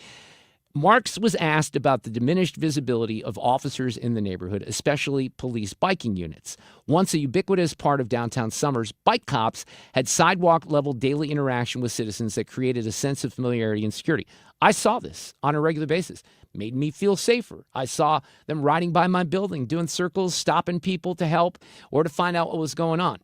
So here's what he told this audience in February. And we've talked about this before, but it really hits home when you hear an officer that has dealt with all these things. By the way, he was on site for what happened to Janae Edmondson and said it was one of the worst things he's ever seen in his life. And he's seen people, shot in the head. But in 2017, we had 1 lieutenant, 3 sergeants, and 24 officers assigned to the biking unit, okay? 1 lieutenant, 3 sergeants, 24 officers. That is 28 people, right? Right now, the downtown bike unit is 1 sergeant and 7 officers. So we've lost 2/3 of the officers. So in the Post-Dispatch editorial, which I would encourage people to read these this week. You don't have to agree with them, but they're, not blocked by the paywall. There are some things in here that I think are valuable. So the way they describe him at that event that night is, amid gasps, Marks laid out the problem. And this is pretty simple here. I don't know why we need to go back and forth with the chief or the mayor or anyone else, because it's not that hard. So we had a bunch of young guys on the bike detail, guys that wanted to come out. 90% of those young guys that came down to the bike unit have since quit the St. Louis Police Department. Why? To go to another department. They couldn't go overnight, or they could go overnight, think about this, to $15,000 to $20,000 more in salary by just quitting. That's a no-brainer, right? So they point out that the starting base salary for St. Louis Police Sergeant as of last fall was $77,480. That's in the lower half of the 40 community survey of sergeant salaries. They found in that survey that the salaries range from just over $56,000 in Warson Woods to more than $106,000 in Town and Country. And the irony of that is there is more crime in Warson Woods than Town and Country. What kind of crime are you kind of digging into in Town and Country? I don't think a lot, right? But you're making $106,000 to do it. So, yeah, people are leaving because the new base salary, though, is a little better. It's $82,914. That's in the middle of the range. You still have people that are paying more, like Wentzville, Clayton, Ladue, Maryland Heights. You should be paid more in the city because there's more crime, in my opinion. And we've tried to get there, but the Board of Aldermen would rather, spend money on social workers. So, look. They say, Kara says, look, they don't have the luxury of addressing the budgeting issue in a budgetary vacuum, if you will. If more cops come at the expense of street maintenance, garbage pickup, and basic necessities, it would address one problem for the neighborhood while exacerbating many others. Stop it. That's ridiculous to compare those services. The basic city services of the taxpayer should be covered, and safety is one of them. Do something about it. Again, I think there needs to be a little bit more pressure on Kara at this point because the answers are not coming. They're going to do this piece all week and talk about this. I can't wait till they get to the stupid traffic things that they're installing to keep the high-speed racers. They're taking lanes away from people who are law-abiding citizens and driving in downtown, and they're doing these bump outs. It happened on the east side of this building a couple of weeks ago. It's ridiculous. And if you start to go downtown even more, you're going to see this. They think that's going to solve the crime issue. By the way, the other thing I want people to know, one more thing on the Post-Dispatch series, because there's no one of right mind in here. Like Joe Hollywood would be a perfect person because he's not insane. He's one of the people at the Post-Dispatch that's not crazy. But the editorial page are the crazy people. Kevin McDermott, Ian Casso is the publisher, and then this is my favorite. Community members, Antonio French. Remember him? He's the guy that destroyed St. Louis in the aftermath of Mike Brown by gaslighting everything and essentially, I think, played a pretty big role in the QT burning down and all that nonsense that went down in Ferguson because he was a member of the Board of Aldermen and got attention from the Post-Dispatch at that time. Anyway, we'll keep going down these stories and we'll keep busting up the myths that they spread. Traffic from the 97.1 FM Talk Traffic Center. Things are pretty slow if you're headed 270 on your southbound side from Page on down to about Gravois now. Northbound side from Manchester up to past 64 is on the brakes quite a bit. Your southbound side of 170, Olive down to 64, heavy and slow. Northbound up to that same point at Olive, and then again, Natural Bridge up to Airport. 70 westbound, watch for a crash past 367 just before Jennings Station. And you're slow going in pockets all the way from downtown, essentially out to the O'Fallon area. If you're traveling eastbound, you're going to be slow and pretty heavy into downtown, and 55 southbound side past 54 down to Broadway. You're pretty jammed up from an earlier crash. I'm Trent Erickson at 5:30 on 97.1 FM Talk. Sue is back tomorrow. We have Tech Talk Tuesday with George Rosenthal coming up, plus an audio cut of the day. Let's talk about Banner Construction because they specialize in Pella replacement windows. Also, James Hardy Fiber Cement Siding. They're the best. Don't settle for less. James Hardy, the global leader in the research and development of fiber cement siding. It's a great product that's on probably 6 million homes in this country right now. And they're so confident in the quality of the products, they offer a 30-year limited warranty. And you don't get siding companies that provide extensive coverage like that. Now, with a great product, you need a great company like Banner Construction right here in St. Louis. And they'll guide you into the options that you have because there's a lot of styles and colors. There's the Hardy Plank lap siding that comes in different finishes, including select cedar mill, beaded cedar mill, and smooth. They have the shingle siding that comes staggered, straight edge, or scallop panels. The Hardy panel vertical siding that has finishes like cedar mill, smooth, stucco, and Sierra. So basically, you have options. You even have the Artisan Collection, which is thicker. It adds more dimension. It looks more luxurious. it likely costs more. But you have choices. Again, with Banner Construction. Get on board. 569-1050. The website, bannerconstruction.com. According to MasterCard, nearly half of small businesses have been a victim of a cyber attack. As cybercrime escalates, ThrottleNet is calling on businesses to strengthen their security posture by taking a free online IT security audit right from your desk. This 3-minute online assessment provides an immediate score to see security gaps and vulnerabilities in your network. For 26 years, ThrottleNet has supported your business IT everything right here in St. Louis. In fact, no client of ThrottleNet has ever paid a ransom. So visit throttlenet.com/971 to take the free assessment today. Don't miss a baseball showdown at Busch Stadium when Shohei Ohtani and the LA Dodgers roll into the Lou, May 1st through the 3rd. Kick off the weekend with Friday Night Live and a must-have short-sleeve hoodie giveaway. Saturday brings a Mason Wynn bobblehead celebrating his Gold Glove Award. Then Sunday features a sleek blade collar shirt giveaway. Big names, big matchups, and big giveaways all weekend long. Tickets at cardinals.com/promotion. This is Mason Wynn. Get your tickets at cardinals.com. The 1-2, and that's grounded up the middle. Diving play, Mason Wynn to his feet. He throws, he got him. What's up, Cardinals fans? Mason Wynn here. On Saturday, May 2nd, when we face the Dodgers, you can take home the Mason Wynn Gold Glove bobblehead presented by the Shane Company. It's got my chain, my first gold glove, my whole look, just how I rock it. Plus, a few rare all-gold baubles will be randomly mixed in for 500 lucky fans. This is one you won't want to miss. Get your tickets now at cardinals.com/promotion. It's time for a $98 AC tune-up. The time is 5:33. This time check sponsored by Jerry Kelly Heating, Air Conditioning, Electrical, and Plumbing. For details and a list of all station contest rules, visit www.971talk.com/rules. Cutting through the spin. 97.1 FM Talk.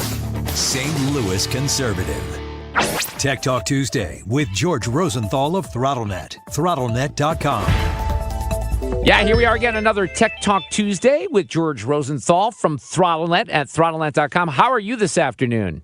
Doing great.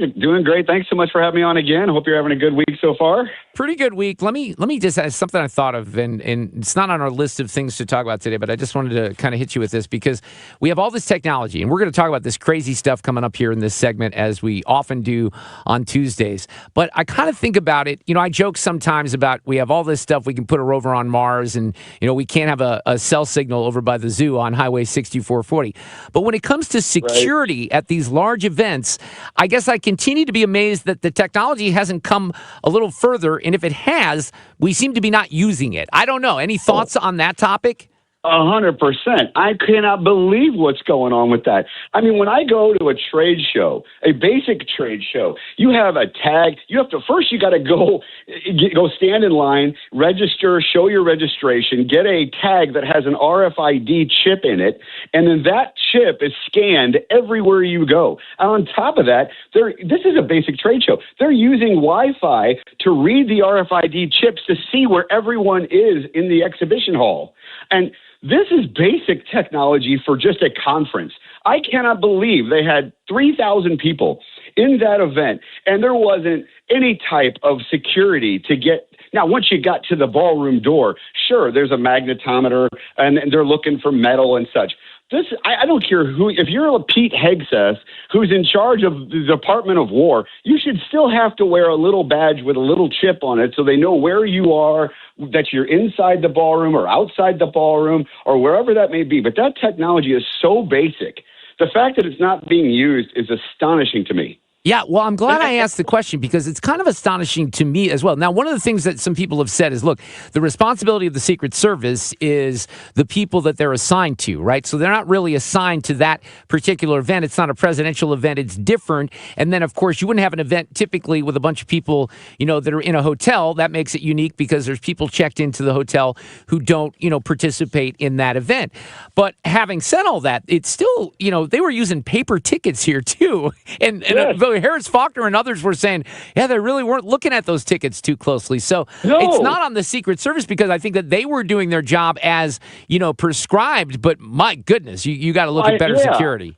And on top of that, Mark, one of the reports was that the perpetrator, got into a room that just had one other gal in. I think it was a back kitchen room or some side room off the banquet hall to put together his shotgun. Right. So yeah, if you had a badge on with an RFID chip, you can designate groups of people that are allowed to be in certain rooms and those who aren't. And when he walked into that room to assemble his shotgun, he should have been part of a group that's not allowed in those back rooms, and it would have alerted security immediately that there's an RFID chip inside this room, or maybe an RFID chip's been left behind and it's been sitting there for 10 minutes, so he took it off. Right. So it could alert what's going on. There's so much technology now that can alert all this stuff. And to have 3,000 people in one giant room where all this guy had to do was check into a hotel, I mean, my goodness, that's your security? But, George, here's what's interesting. This is the first conversation. I bet the listeners, this is the first time that they're hearing a conversation around that particular aspect of this event. And I think it should be out there in the forefront a little bit.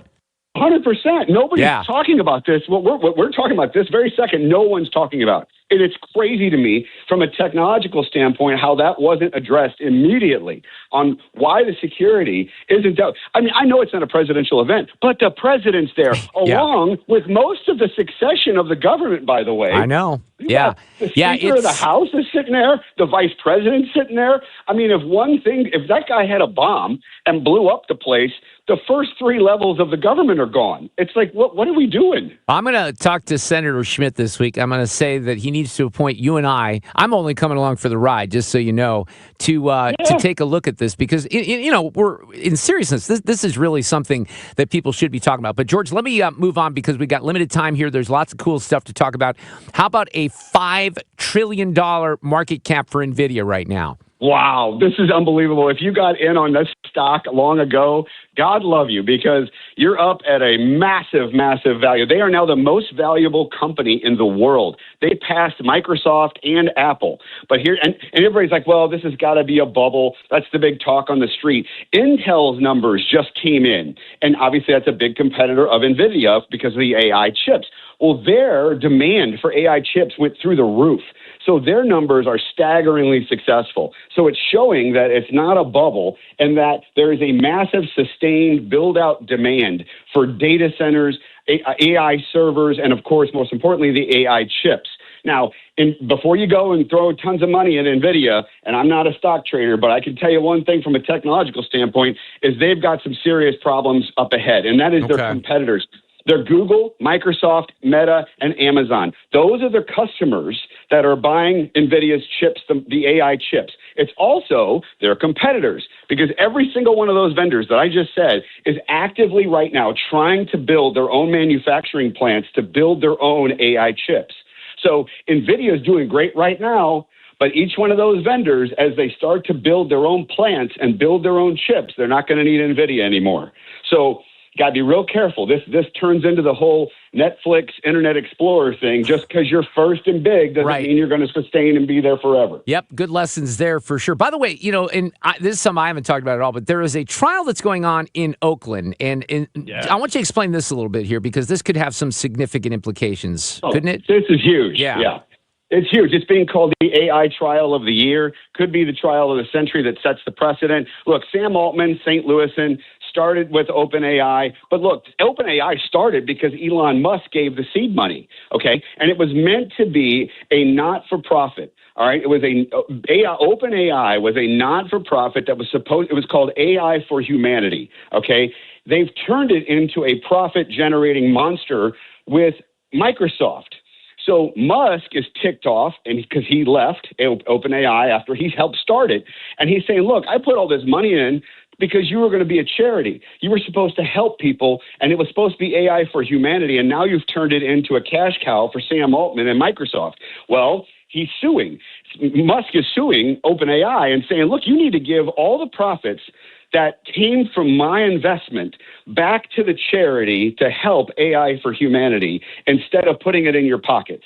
So he's suing them. He wanted it to be in Oakland where he could get a more favorable jury. It's actually in San Francisco. San Franciscans, they are widely known for being on the side of big tech versus the charity side of it.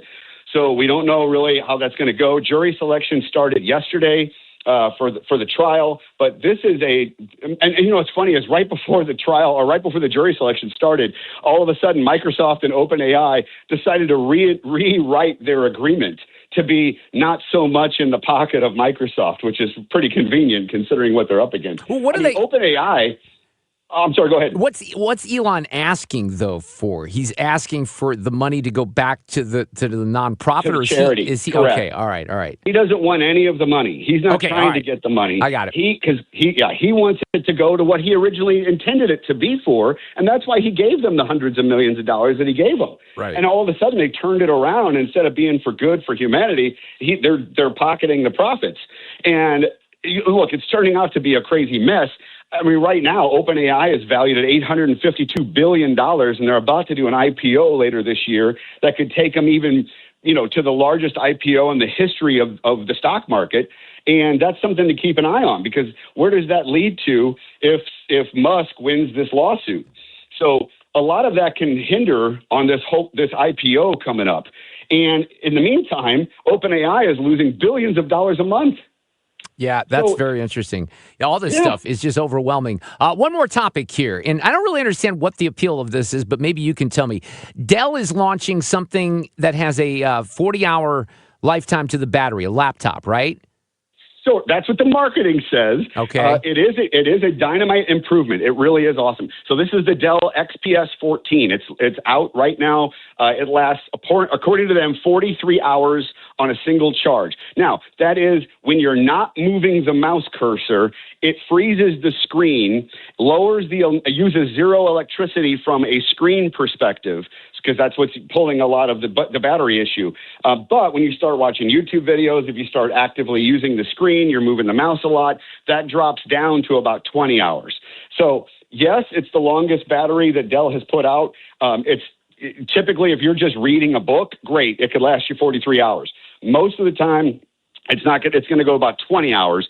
But still, it's an amazing achievement for Dell and for a Windows machine. It's fantastic. But Apple still does hold the crown for performance watt using heavy video editing. So if you're on a battery-powered MacBook Pro, you're going to get a lot more use out of the battery wattage when you're doing video editing or heavy computing. But it's still an amazing achievement. The Dell XPS 14 is definitely something I would look at for yourself, of course, but definitely with kids in school who don't bring their chargers all the time and end up in class after class after class doing homework and so forth, and they need a longer battery to last. I mean, 20 hours is still a long time for a laptop to last on a single charge. Okay, couple observations. One, as you know, I just got a new iPad Pro, and the other iPad was about 4 years old, I would say. The battery life difference it's night and day. It's not even close, right? Like I would have to sit here every day with my charging cord. If I would start to use, I don't even have it plugged in, but if I would start to use it in the middle of the day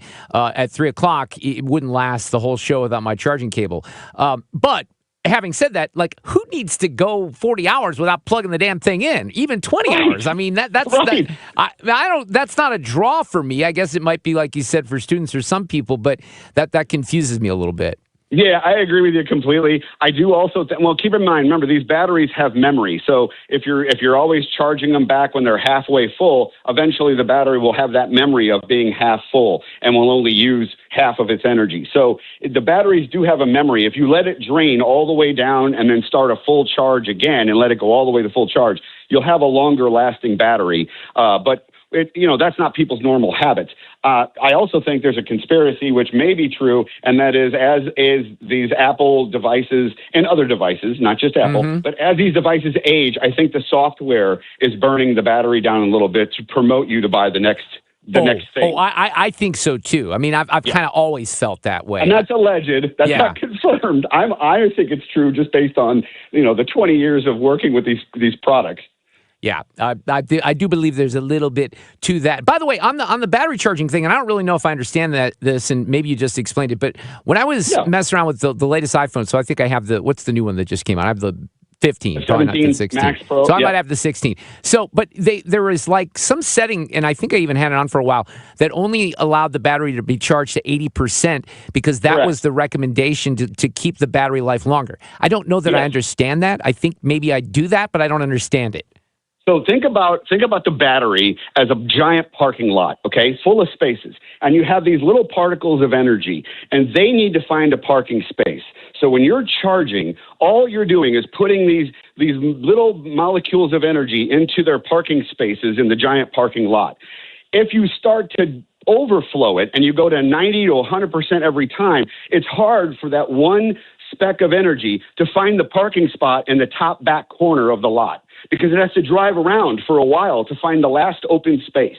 So that ends up creating heat. That's friction that wears the battery life down. So you only want to go to 80% so that these particles aren't trying to find a parking space that's at the very back of the lot and driving lane by lane by lane by lane until it finds that open space, generating heat and friction. So that's what ends up taking the battery life down, and why they recommend only 80%, so that these particles can easily find a parking space quickly without generating heat. That has to be one of my favorite analogies ever. Not just from you, but anyone. I like that. That actually, I kind of understood that. That's why it's so good. Well, thank you. Yeah, that's the way you think about a battery. It's a giant parking lot trying to put energy particles into a parking space. That's its only goal. By the way, I still think it's amazing. You know, one of the stories we covered last week was this Apple, what are they calling it? The Neo computer. And the fact, I've shared this with some people, the fact that basically the framework of that, I think if I heard you correctly last week, is essentially what the iPhone is, right? It's 100% an iPhone 16 Pro. It is literally an iPhone, and they just literally took the control board, they took the chip, they took everything out of it, put it into a laptop body, filled it full of battery, didn't even need to put any fans in because the chip is so efficient, it generates so little heat. Obviously, your iPhone doesn't heat up just holding it in your hands in your living room. That's how efficient the chip is. So the MacBook Nano is literally an iPhone 16 that's wrapped into a laptop body. I've shared that story just because I think it's very interesting. George, always great. Wrapping up another Tech Talk Tuesday, throttlenet.com. I appreciate it as always. We'll talk next week. Absolutely. Have a great rest of the week. Traffic from the 97.1 FM Talk Traffic Center. 270 on your southbound side, still jammed up from Olive down to 55. We've got southbound 170, Olive down to 64, still heavy. Northbound side from 70 to Airport Road, a little slow. 70 westbound, slow spots from 367 all the way out to O'Fallon yet. Eastbound side is heavy into downtown. Westbound 64, slow spots from Kings Highway to 340 and 364 over to 70. Eastbound side, slow spots from 340 to Big Bend. And we've got 44 westbound, still a little slow past Elm. This report is brought to you by Point with an E Pest Control. I'm Trent Erickson at 549 on 97.1 FM Talk. Termites cause $5 billion in damage to homes and businesses in the U.S. every year. Call Point Pest Control now at 636-798-0023 and reclaim your space from unwanted pests. That's 636-798-0023. PointPestControl.com. Hey, it's Annie. Grab your clubs and head to Tamarack Golf Course on Friday, May 22nd for the St. Clair County Republicans annual golf tournament. Shotgun start, 18 holes, carts, contest, lunch, and great prizes. Learn more at 971talk.com/events. When's the last time you gave your home's exterior a little love? Hi, it's Kim, and if your siding is cracking, it's fading, or just doesn't stand up to our St. Louis weather, it's time to call Lakeside Renovation and Design because they're experts in James Hardy siding, which is this durable, low-maintenance option, and it looks beautiful. Plus, you have customizable colors and textures, and so you can give your home a completely new look while protecting it for decades. Don't wait until the small problems turn into big ones. Visit lakesidearty.com to schedule your free consultation. Beat the spring cleaning rush and Zero Res. Mark Cox here. Buy one room of carpet, get one clean for free, unlimited rooms, and whole system duct cleaning for just $5.99. Visit ZeroResSTL.com. I'm John Morgan of Morgan & Morgan. My best advice to you when hiring a lawyer for your injury case is simple. If you know court personnel, ask them who they'd hire. They know. If you know an insurance adjuster, ask them, they know. And then ask them about us. Ask them about Morgan & Morgan. They know. I look forward to talking to you soon. There's only one Morgan & Morgan, America's largest injury law firm for the people. Injured? Visit forthepeople.com for an office near you. Annie Fry here. If you're nearing retirement or already retired, call my friends Thomas Helbig and Bob Kershaw with the Retirement Advisory Group. They'll show you how linking to the market is much safer than owning the market for your retirement savings. They are the official financial advisors of my show. Go to retirementkey.com. Nothing makes a gathering great like Eggland's Best Eggs. They're just so delicious with better nutrition, too. For us, it's eggs any style, as long as they're the best. Eggland's Best. Better taste, better nutrition, better eggs. You're listening to The Mark Reardon Show on 97.1 FM Talk, St. Louis Conservative. Stand by. Playback ready. Now, the audio cut of the day. All right, well, I've played a lot of audio here this afternoon from a variety of things that are happening, including the Jimmy Kimmel audio. I wanted to do something just a little different here because it's a longer piece of audio, but I think it's important, and I want people to hear it because it's an interview that Bill Maher did on his podcast. He does this one podcast. It's a video podcast as well, where he sits around, he smokes weed, and he interviews his guests. And comedian and actor David Cross, who I've always felt is relatively funny. I've seen his stand-up back in the day, and, you know, he's been on a lot of TV shows and movies. But he's having this casual conversation, and the topic of trans children comes up. So here's how it goes when you hear this. You need to be checked. People need to be checked. I think they'll be... including your little girl. Okay. She needs to be checked. I don't know. That that little with her black friends and trans friends and not even understanding. She doesn't know. Wait, she has trans friends in third grade? Yeah. Yep. Okay. Yeah. See, they know they're trans in third grade. I knew one of her friends. I knew when he was a girl. How old? I think just turned 9. Okay, so what happens here is that, you know, Bill kind of stumbles into this accidentally, and David Cross is sort of defending all this, and Bill's reaction is the reaction of most sane people saying, what in the world are you thinking here? And is just the coolest kid. I think boy to girl, girl to boy? Girl to boy. Girl to boy, okay. And she has another very close friend who's not in this school, but who's boy to girl at 3. But girl to boy, you know, I mean, I knew somebody who said to me, actually more than one person who said to me, a woman said, you know, I was what they called a tomboy. If I was alive now and acted the way I did then, that's what they would have done to me. Well, nobody's doing this to her. Okay, now Bill's going to explore that, and that is not true because that is happening. But what's interesting is they completely glossed over the reference to a 3-year-old being trans because David Cross brought that up. Literally, nobody is doing this to her. How old? She is... Or he is either 8 or I think 9. Okay, misgender there. David, be careful. And then somebody is doing something because 8 or 9-year-olds can't. No, you know what they're doing? Can't do anything on their own. No, they're buying them boys' clothes. Well, then they're doing something. They're doing. Sure. Yes, you're right. They're buying them boys' clothes and telling them you're a boy now.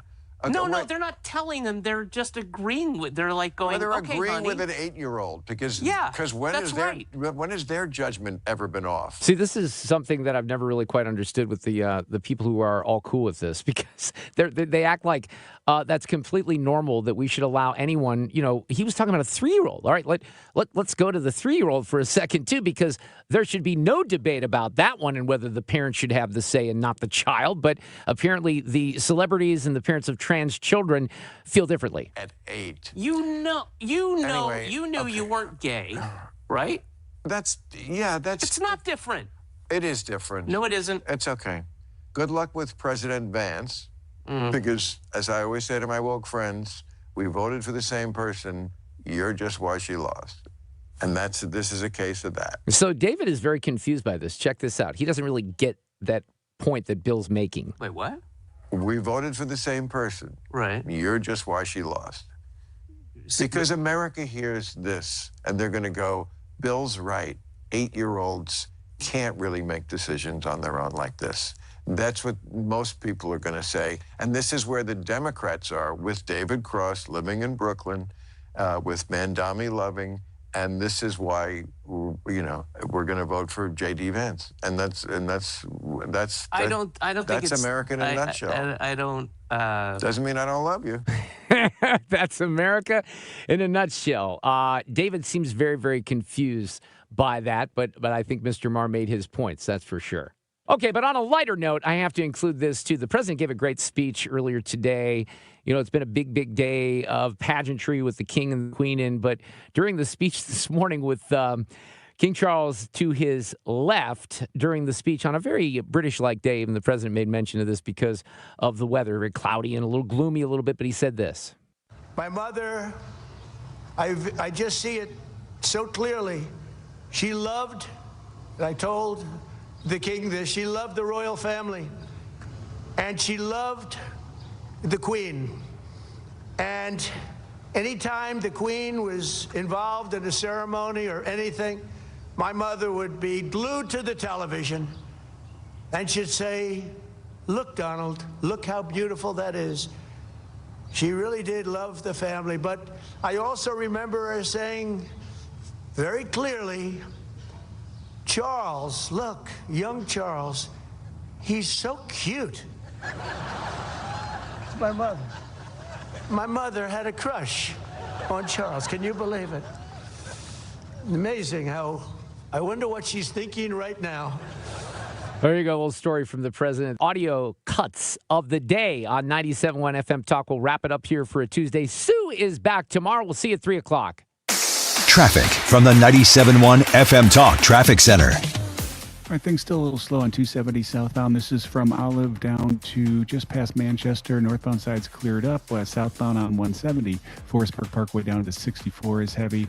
Westbound side out of downtown on 64 is a little slow from Kings Highway out to 170. And the eastbound side goes slow from 170 to Big Bend. Otherwise, the rest of the roadways are clearing up pretty nicely. I'm Trent Erickson at 558 on 97.1 FM Talk. It's time for a $98 AC tune-up.